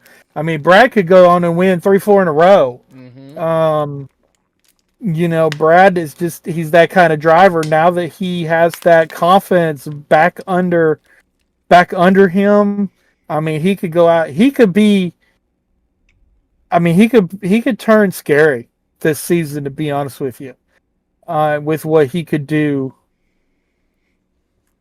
from here leading into the playoffs. I mean, he could, with enough playoff points, he could begin the first round of the playoffs in the lead with the most bonus points, most playoff points. But we could also see William Byron go on a tear. We could see Denny go on a tear. We could see Kyle Larson. I mean, Kyle at this point could come out and win everything for the rest of the month of May. That is true. I mean, he could win the All-Star race. He could win the Coke 600. He could win the Indy 500. I mean, he is in the ability to do that, and we already see the big points lead that he's got on Truex. He could just go out and make it to where it's not even close to being possible. I mean, the race right now could be for second place in the points. It's possible, 100%. So going to be fun, though. I mean, it's fun to watch how all this is playing out. Definitely. It's when the excitement starts to roll in with how this is working, who's going to win some more races, who's going to keep winning that's already won, who's going to sneak in a win like Daniel Suarez did at Atlanta, because that was typically expected, so who can sneak in, and then who's going to go on a tear for a little while. So this is when the ball is starting to really roll. Of course, NASCAR's been impressive, with our finishes this season. Three races where we've had, to the finish line races at the end. Less than a half a second for all three of them. Yeah. So there's still some, anything is possible kind of going on here with them. So yeah, and on as a fan, though, this is the point of the season where we can begin to relax a little bit. My favorite, has 3 wins. One of my others has a win. Brad now has a win, so we can kind of relax a little bit on worrying about him making the playoffs. Martin doesn't have that win yet. It could be, any week now. Martin could pull. I mean, Martin could go to the 600 and lead 394 laps like he's done before. Mm-hmm. So,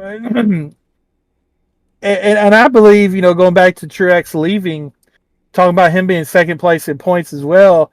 If he goes out and wins a race, he might stay another year. If he goes out and continues to kind of free fall in the points like he has over the past several weeks, and I know we say he's only down second place, but he's 30 points down in second place. Mm-hmm. He was leading the points not too long ago, and now he's 30 points down. So he's been on a backwards. He could just decide, I'm not having fun anymore, and hang it up. Fantasy results. All right. So to shocker here, Trey finally changed it. Oh, did he? Yeah. He texted me about it, and he was like, I finally changed it. It's like, took you long enough. So in Trey's lineup, He had a solid lineup. He had Tyler Reddick, Ty Gibbs, William Byron, Bubba Wallace, Ross Chastain, and then he had Alex Bowman in the garage. If he had been able to watch live, I don't think he would have changed anything, to be honest with you. For me, though, Busher and Reddick kind of killed me. As I had Busher and Reddick both in there. I had Brad Keselowski though. That kind of was my saving grace. Ty Gibbs, Bubba Wallace, and then for some dumb reason I left Denny Hamlin in the garage. Should have switched him out with Wallace.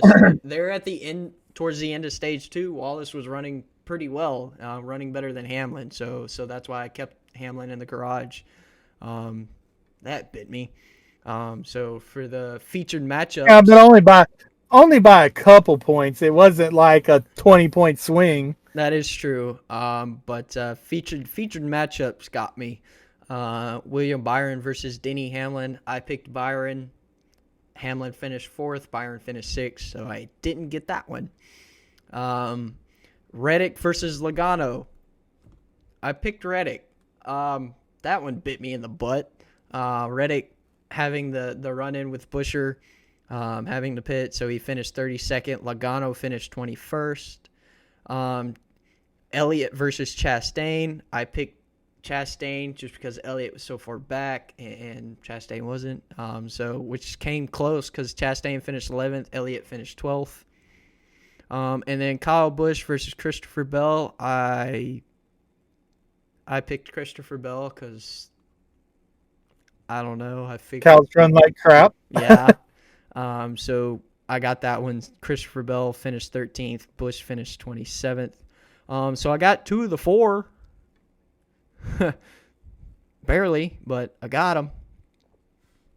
Well, my lineup was Tyler Reddick.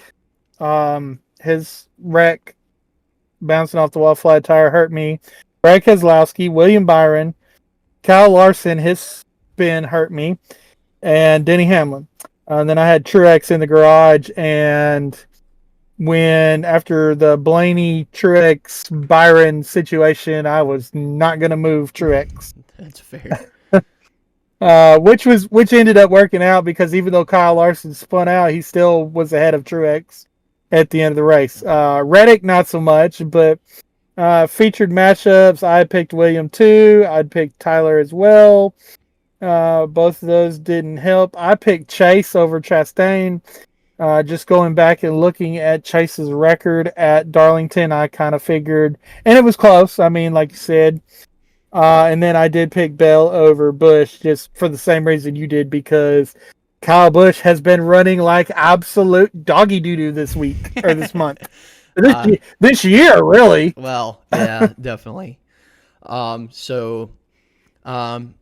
Darlington points. Trey, good job. See what happens when you change your fantasy every week. You could have been doing this the past 13 races. 11 or 12, because I don't know when he actually last changed it. Trey comes out on top, 202 points.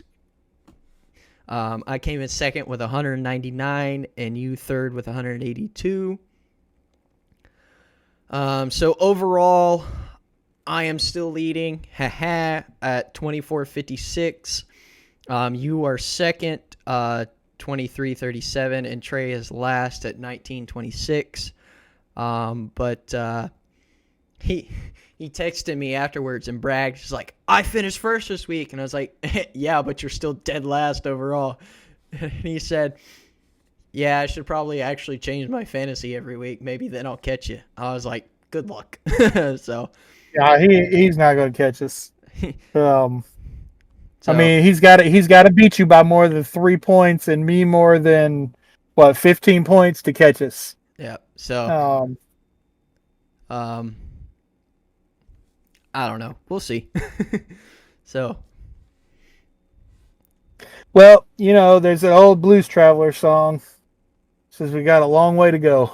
Yeah, we do. So It's still possible. We could have some bad weeks for sure. Yep. So our head-to-head, we are halfway through the regular season. 13 up. We got 13 more to go in the Cup Series. Not near that many in the Truck or Xfinity Series. But I finally beat you. But that's because there was 3 races. Yep. For the Trucks, you had Eckes, I had Heim, had Corey not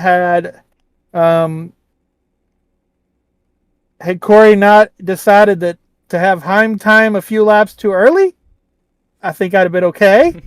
But Eckes finished 4th, Heim finished 28th. In the Xfinity Series, you had Josh Williams. I had William Byron. Williams finished 21st. Byron finished 11th. I was a little worried there for a while. Yeah, I'm sure. Let's see. For the Cup, you had picked Bubba Wallace, who finished 7th, and I picked William Byron, who finished 6th. So, anyway, that tied us up at 15 up. 15-15. Boo. Now, this is the All-Star race. There are special rules for the All-Star race. Therefore, there will be special rules for our picks. Yay. Which basically means for the All-Star race, I sent you the lineup. We'll talk about trucks first, and then we'll talk about the All-Star race. All right. All right, let's see here. Brendan Queen, Butterbean, as he's known, he was on Door Bumper Clear this week, is in the 1 truck. Sammy Smith is in the 7 truck. Eric Amarola is going to be in the 16 truck this week. Ross Chastain is again in the 45 truck. And Jack Wood is in the 91 truck. If you're brave. No. And Connor Jones is in the 66 truck. Other than that, it's regular faces in regular places. Never heard it that way, but okay. So I do not remember who won this race last year. Well, here, that's what Google's for.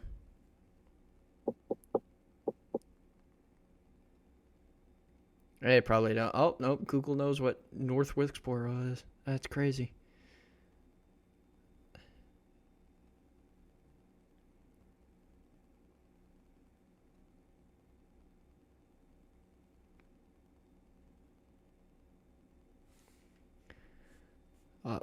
I don't. Hold on. It's giving me Cup results. Did you type in Truck Series? No, I didn't. Oh, apparently Kyle Larson won.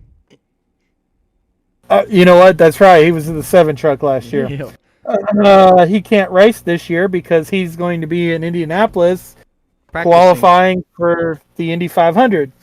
So that's right. I forgot about that. Okay, so who's your pick?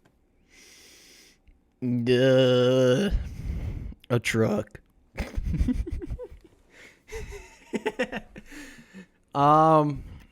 This is tough.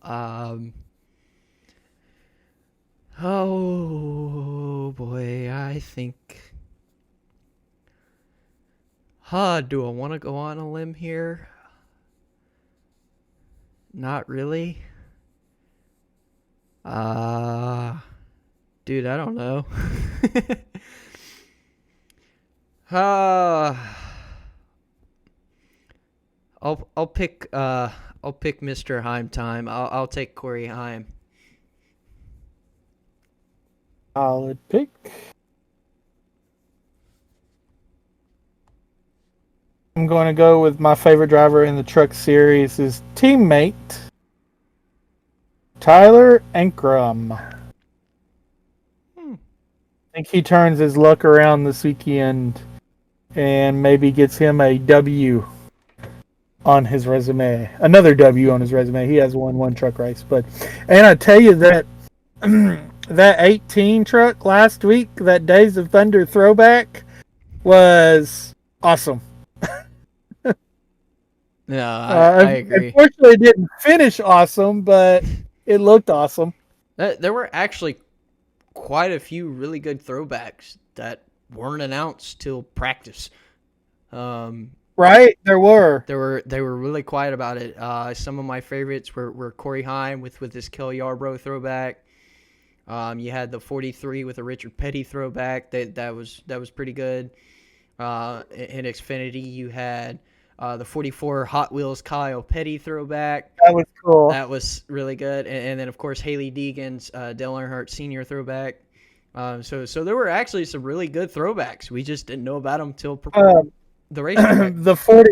The 42 Kyle Petty Mellow Yellow throwback was pretty. Oh yeah, that's right. That one was pretty doggone cool too in the Xfinity race. There are actually some good throwbacks. We just didn't know about them until they're at the track.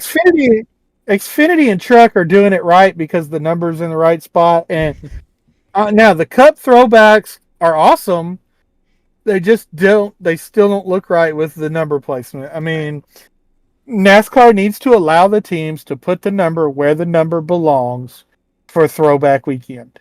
I mean, it's just otherwise, like I said earlier, if you're not going to do that, just stop the throwbacks. Yeah, I agree. All right, who is? Remember now, special rules for the All-Star race, so that means the entire roster is available for your Cup pick. Okay. It still counts. It still counts towards your score, but you could pick any driver.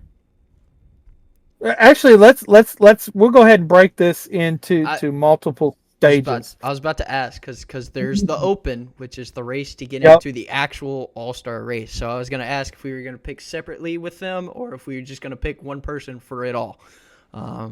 So let's go. Okay, the Open, there's going to be 3 cars come out of the Open. There's 2 that win the segments of the Open and then the fan vote. Man, I'm not even going to try to take a shot on the fan vote.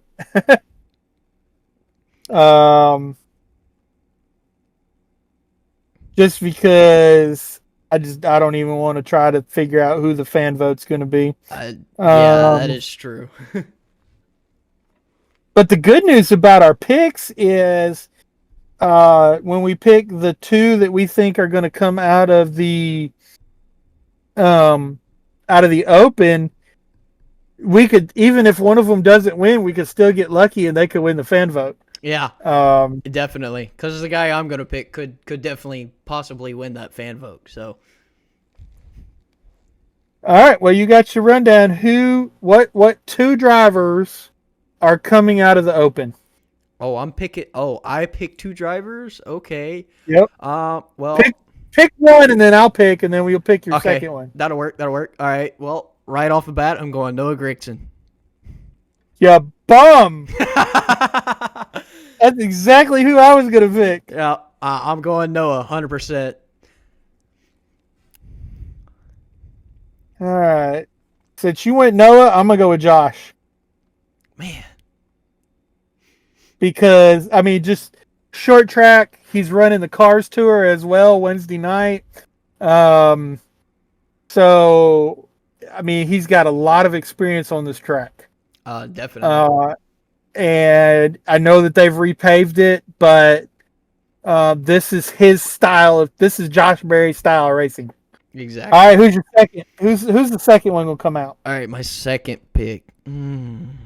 This is when it gets tough because the 2 people I would pick got picked.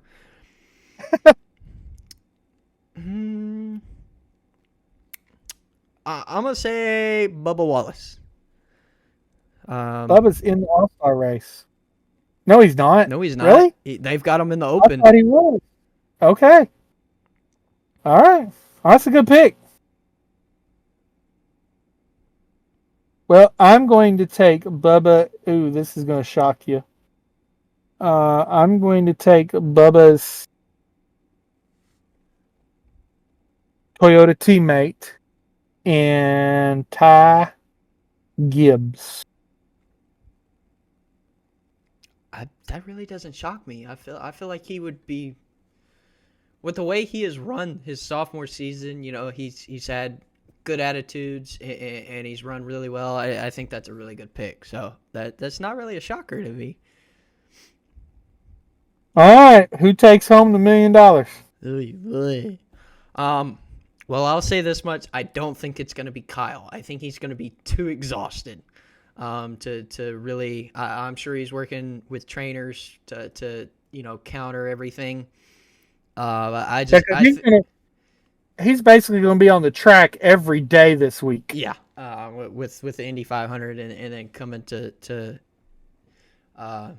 North Wilkinsboro. So I think at the end of the day, he just won't. He'll be too tired to really keep it if he does get up front.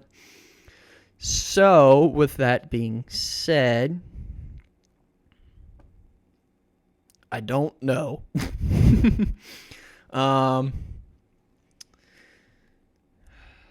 Okay, well, qualifying is also going to include a pit stop competition. Yep. So this may help you make your pick. Who wins the pit stop competition? Well, I would say it's going to be the 2014 because they're the fastest. They've continued to be fast. So I feel like that'd be taking your pick away, though. Well, I feel like it's. I agree with you. I feel like it's going to come down to the 24 team and the 11 team because on pit road, when you talk about pit road speed, those two have been the fastest consistently this year. Yeah. Actually, for the past 2 years, they've been the fastest consistent pit crews. No, definitely. So honestly, with that being said, I mean, I feel like whoever I pick, you're just gonna pick the other. So I'm gonna go with William Byron, because I want a Chevy and not a Toyota, because that's me. So I'm going with Byron. Good pick. I am not going to go with Denny Hamlin. Oh, who you going with? And I'll tell you why. This is, again, we talk about style of racing. This is his style of racing. I am going to go with Chase Elliott. All right. No, that's a good. Again, when you put it like that, that's a really good pick. So, and they've got that that new softer tire compound that they're going to be trying this week. The teams have to start on the softer tire. I'm looking forward to seeing what that does because this is a trial run to see whether they want to develop this tire for the short track. So I'm hoping that this tire comes out. I'm hoping there's massive fall off, no blowouts. We don't want to see anybody get wrecked. But I'm hoping to see this tire be a step in the right direction of getting the short track racing back where it needs to be. No, I still say horsepower, and without horsepower, I'm not sure the tire is going to make that much of a difference, but we did see at Bristol that it did make quite a bit of difference. So that is true. So yeah, that's pretty much it. A lot of news this week. A lot of news. Had some pretty good racing as well at Darlington. Some really good throwback schemes. So we'll definitely keep tabs on the news as the charters are still up in the air and what teams are doing. So we'll keep tabs on that. But other than that, I've got nothing else. I'm ready for All-Star Weekend. They're bringing back some stuff from the past with the pit crew competition, and they're bringing the softer tire. We got Kyle Larson with his weekend. We've got Kevin Harvick back in the car for practice and qualifying. I still think it's really ridiculous that if Kyle doesn't get back, he's not going to be able to run the heats. He's in those because he's not running full time. I think that's stupid, but I think with the repave and the softer tire, I think we're going to see a good race this week. At least I hope we do. Yeah, definitely. Yeah, hopefully I feel like hopefully the softer tire really gives us some good racing and some good strategies played out. So no, definitely I completely forgot to touch. Kevin Harvick will be in the car for Kyle Larson since he'll be at Indy 500 practice and qualifying. So that's kind of cool to see him step back into the car. The interesting thing about all that is if he makes the Fast Six in qualifying, he probably will not make it back for the All-Star race. That is true. And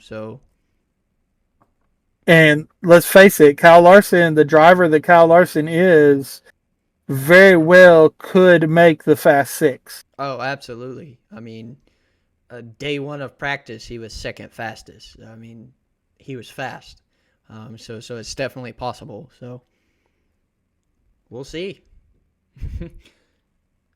So that's all we got.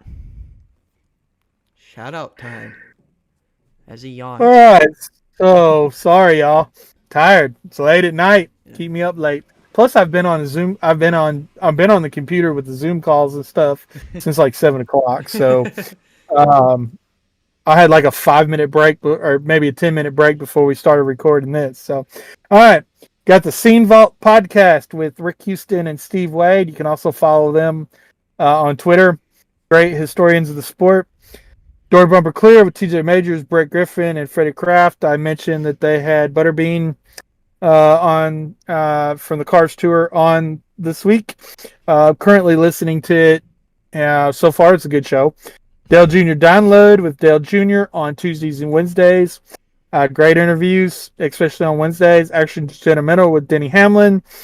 I don't know what Denny's thinking, but he thought that Tyler was going to win that race yesterday. He had two Fords that we're going to have a whole lot to say about that. Teardown with Jeff Gluck and Jordan Bianchi. Jordan goes on an excellent rant this week about the playoff race being at Phoenix, even better than the one I went off on. Happy Hour with Kevin Harvick on Tuesdays and Thursdays. Stacking Pennies with Corey LaJoie on Wednesdays. Follow Bob Pockrass on Twitter. Follow Trey Ryan on Twitter. Follow Matt Reaver on Twitter. Follow Couch Racer on Twitter. Check out Jayski on Twitter and jayski.com for all of your stats. Check out Brock Beard on Twitter. Last Car on Brock. Go watch some of his YouTube stuff. The YouTube videos and movies that he produces are absolutely amazing to watch the content that Brock puts out. And then, of course, my favorite, CircleBDiecast.com. One of these days, I'm going to bring a diecast in here with me. They did, speaking of which, talk about throwbacks. CircleBDiecast.com had a throwback to their original Cup sponsorship with Justin Allgaier from 2014. They sponsored Josh Bilicki in the number 92 Xfinity car. Great looking car. So go and check them out. That is available for pre-order. There are several of the throwbacks available for pre-order. Brad Keselowski's winning diecast from Darlington is available for pre-order. They also have an autographed version. So check that out. Don't worry. I got you covered. Nice. So all of the previous race winners this year as well are available for pre-order. Lots of pre-orders going out. Lots of new shipments coming in. So go and check them out. They're adding. I don't know if it's every day or every other day. They're adding more and more cars to their previously owned list. So just go check out circleb.cast.com. Tell them we sent you. That way they'll come. They'll listen to us. They'll put their sponsorship up there, and we'll move them down a category into from our non-sponsored shout-outs to our sponsored shout-outs. We'll work out some deals where we can get some diecast with them. We can do some diecast reviews. Anything to help us out. So anyway, definitely. So all good podcasts, all good people to follow on Twitter. Circle B for your diecast. A lot of the news we covered came from those podcasts and from the people on Twitter. So make sure to check them out. Give us a shout out that we sent you. So we can get out there a little bit more. So for our sponsored shout outs, same old, I know, but I love them. So I appreciate their support. You got Swift grips, analog grips for your game controllers, Xbox, PlayStation, or Nintendo Switch, whatever you prefer. Help you keep your thumb on the analog stick. I don't know. You can use code SterlingRider for 10% off at checkout with them. You also got my favorite jitterless energy blend, Dubby. Super good for when you're tired and you need energy. Like I said, they got energy blend. They have a hydration blend. They also have merch and shakers. So download their app. Check out their website. You can use code SterlingRider for 10% off with them as well. Canned energy drinks, something new they're trying to bring in. Almost ready to be released. I believe they're trying to release it this month, their first batch this month. So if you want to grab a try at that, download the app. The app gets exclusive. How do I word this? Exclusive content. Yeah, exclusive content. Basically, we get early grabs at new products with the app. So, and then 10% off with code SterlingRider. And then you got Rankest rope ranch wear, retro western wear, and rodeo wear combined. So make sure you check them out. They've got some shirts, hats, hoodies, beanies even, and sticker sets, and even some button-up shirts if you want to look nice for Sunday morning. Mother's Day was last Sunday, so look good for Father's Day too. So use code SilverDuke15 for 15% off with them. And again, thank you to those sponsors for support on the channel. Really glad they decided to shake my hand basically and support. But also thank you to all the non-sponsor shout outs. You give us a lot of insight, a lot of the info we go over when it comes to news especially. So thank you to them as well. Yeah. I'm out of breath.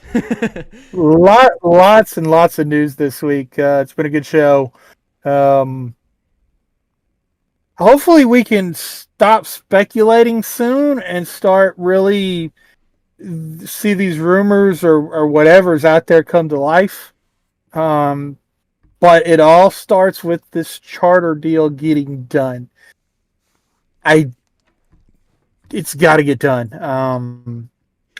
I have to say that the sport, now that these teams have gotten a taste of what the charter means and the values of these charters, it would be a really big detriment to the sport if this charter deal does not get done sooner than later. The longer they wait, the harder it's going to be to get done, and the more impact it's going to have, because if they wait till November to get this done, we're going to have teams that are going to come into January and February into the Daytona 500 without sponsors. Why? Because I didn't know I was going to have a charter to be able to sell to these sponsors. Yep. We're going to come into January with drivers not knowing where they're going to be driving next year. We're going to come in with teams not knowing whether they're going to exist next year. Because they may have a charter. I mean, we talked about SHR with 4 charters. If they're going to sell those charters in the off season, if they make this decision and sign this agreement in November, they've got 2 months to sell the charters. that means that whoever buys the charters has 2 months to build the team. Mm-hmm. Okay, that's not going to work out too well. No. So this has got to get done. It should have already been done. I've said this. Drivers have said this. Other media members have said this. This has got to get done. It should have been done last year. Definitely. No. We should not be in the final year trying to work out. I mean, this reminds me a lot of going back to 1996. Michael Jordan, he does not have a contract going into the 97-98 year. He's laid out on the table what he wants, and it's close to the end of the playoffs when they're going to win their second championship to lead into their third repeat, and he still doesn't have a contract. Right. Because of what he was asking, and the team wasn't willing to give him. The team gave it to him, but they almost lost him, which means they would have lost out on their third three-peat or their second three-peat. Yep. So they should have had Michael Jordan's contract worked out before the end of the 95 season. The 95-96 season, not going into 96-97. So they need to get this done. Absolutely. This is a holdup on all of our news. Definitely. So no, they need to quit being strict and work with the teams and the all the team owners and figure it out. It should have been done, like you said, a long time ago. And what in my opinion, what might get the deal done? We already know that the teams are asking for more money, more part of the media contract revenue. Okay, we don't know the other things that Denny Hamlin said. There's 4 things that the teams are solidified on. We know that money is part of it. We do not know really what the other 3 are. If they really want to get it done, maybe they need to come out publicly and say, this is what we're asking NASCAR for. This is what NASCAR is not giving. And then explain why they're asking for it and why they feel NASCAR is saying no. That puts NASCAR in a position to where NASCAR now has to come out and address and say, this is why we're not giving this. This is why we're not giving that. And they have to come out to the fans and explain to us why this deal's not getting done. Maybe the reason it's not getting done is because it's getting done behind closed doors. Maybe it's time to come public and force, and I don't care who does it, whether it's the teams that come out public and says that NASCAR refuses to bend, or NASCAR coming out and saying, this is what the teams are asking for and this is why we're saying no. Maybe that would force the other group's hands to make them do something. Because then you would have the public pressure of the fans and the shareholders, which, I mean, they're not really any shareholders, but, I mean, in my opinion, the fans are shareholders because we're the ones that spend the money on the merchandise. We're the ones that spend the money on the tickets. We're the ones that spend the money to go camp in the infield. We're the ones that buy the die casts. We're the ones that buy the hats and the T-shirts. And so we're the ones that go to Ally Bank and get a loan. We're the ones that go to Napa and get our auto parts. We're the ones that go to FedEx and ship our stuff. I mean, we're the ones that call Advent Health for our health insurance. That's us. That's the fans. We are stakeholders in this. And maybe it's time to clue us in on what's going on. So maybe we can decide whether we want to continue to be stakeholders in the sport. Right. Because maybe we want to get mad at the teams for asking for ridiculous stuff. But maybe we want to get mad at NASCAR for not giving the teams what the teams are asking for that maybe they deserve. So come out publicly and give us the opportunity to put the pressure on the other side to make the deal. Maybe that's how this gets done. It's completely possible. It could be. I mean, you have the team owners publicly say what they want. 9 out of 10 fans are going to most likely support what they want, and NASCAR is going to be forced into a position to say something about it. And they'll either tell us they're standing on their original offer, or they'll bend backwards and accept what these team owners want. So I mean, either way, if that's how the word is going to get out, maybe someone needs to say something and make what they want public. So that's nothing we can control, though. That's up to team owners. That's up to NASCAR. Well, mostly team owners if they're saying what they want. But well, now that I came up with the idea, don't think I'm not going to send it to Denny and Brad and see. There's absolutely going to be a tweet going out asking about it for sure. Yeah, I mean, I'm going to tag current race car drivers that are team owners in the comments of that tweet, and I will ask about it 100%. If I get an answer, cool, we'll talk about it. If not, I guess I just gave them a notification. Whatever. I tried. Well, either that, or I mean, they may not talk to us about it, but they made the All-Star race. The big story may be teams come out with their demands for NASCAR that NASCAR refuses to meet. I mean, maybe it just sparks an idea. Maybe we're that smart. Are we? We'll never get credit for it, but what the heck?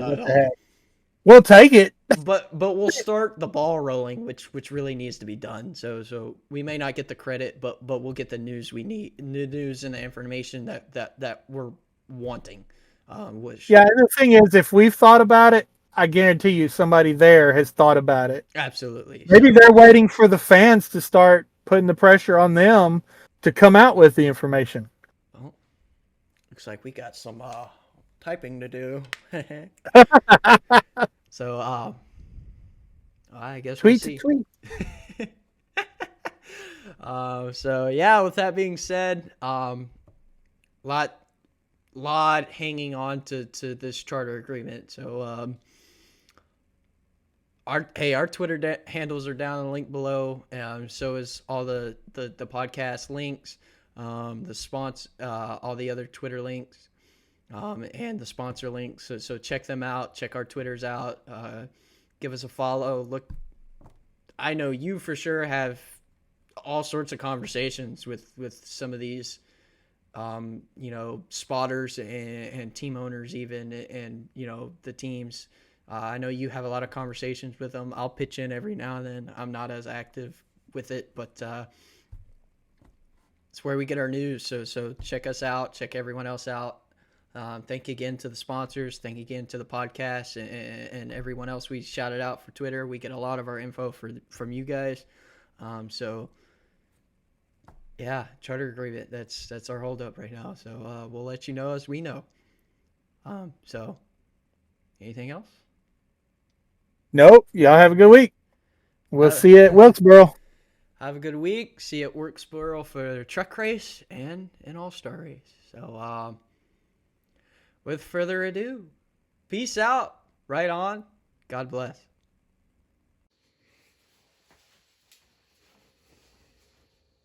Hey everybody, Duke Ryder here with a special unboxing today. I'm glad I'm able to share this with you. This was a once-in-a-lifetime gift from SterlingRider, so I wanted to open this up so that everybody that watches our podcast could see what we got here. Sorry that I have to do it in my kitchen, but this is the only room in the house that's big enough and empty enough for me to be able to film anything like this. But anyway, here we go. I've already got it cut open, so let's just open it up, see what we got going on here. So we have a Hendrick Motorsports Certificate of Authenticity for a tire from William Byron's car from the 2024 Daytona 500. 500. As I mentioned, once in a lifetime situation. You only win the Daytona 500 for your first time, one time.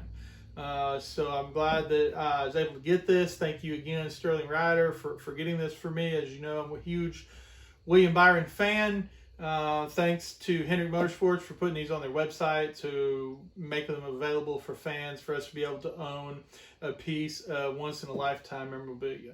Anyway, that's all I've got. Thank y'all for watching, and we'll see you on the podcast.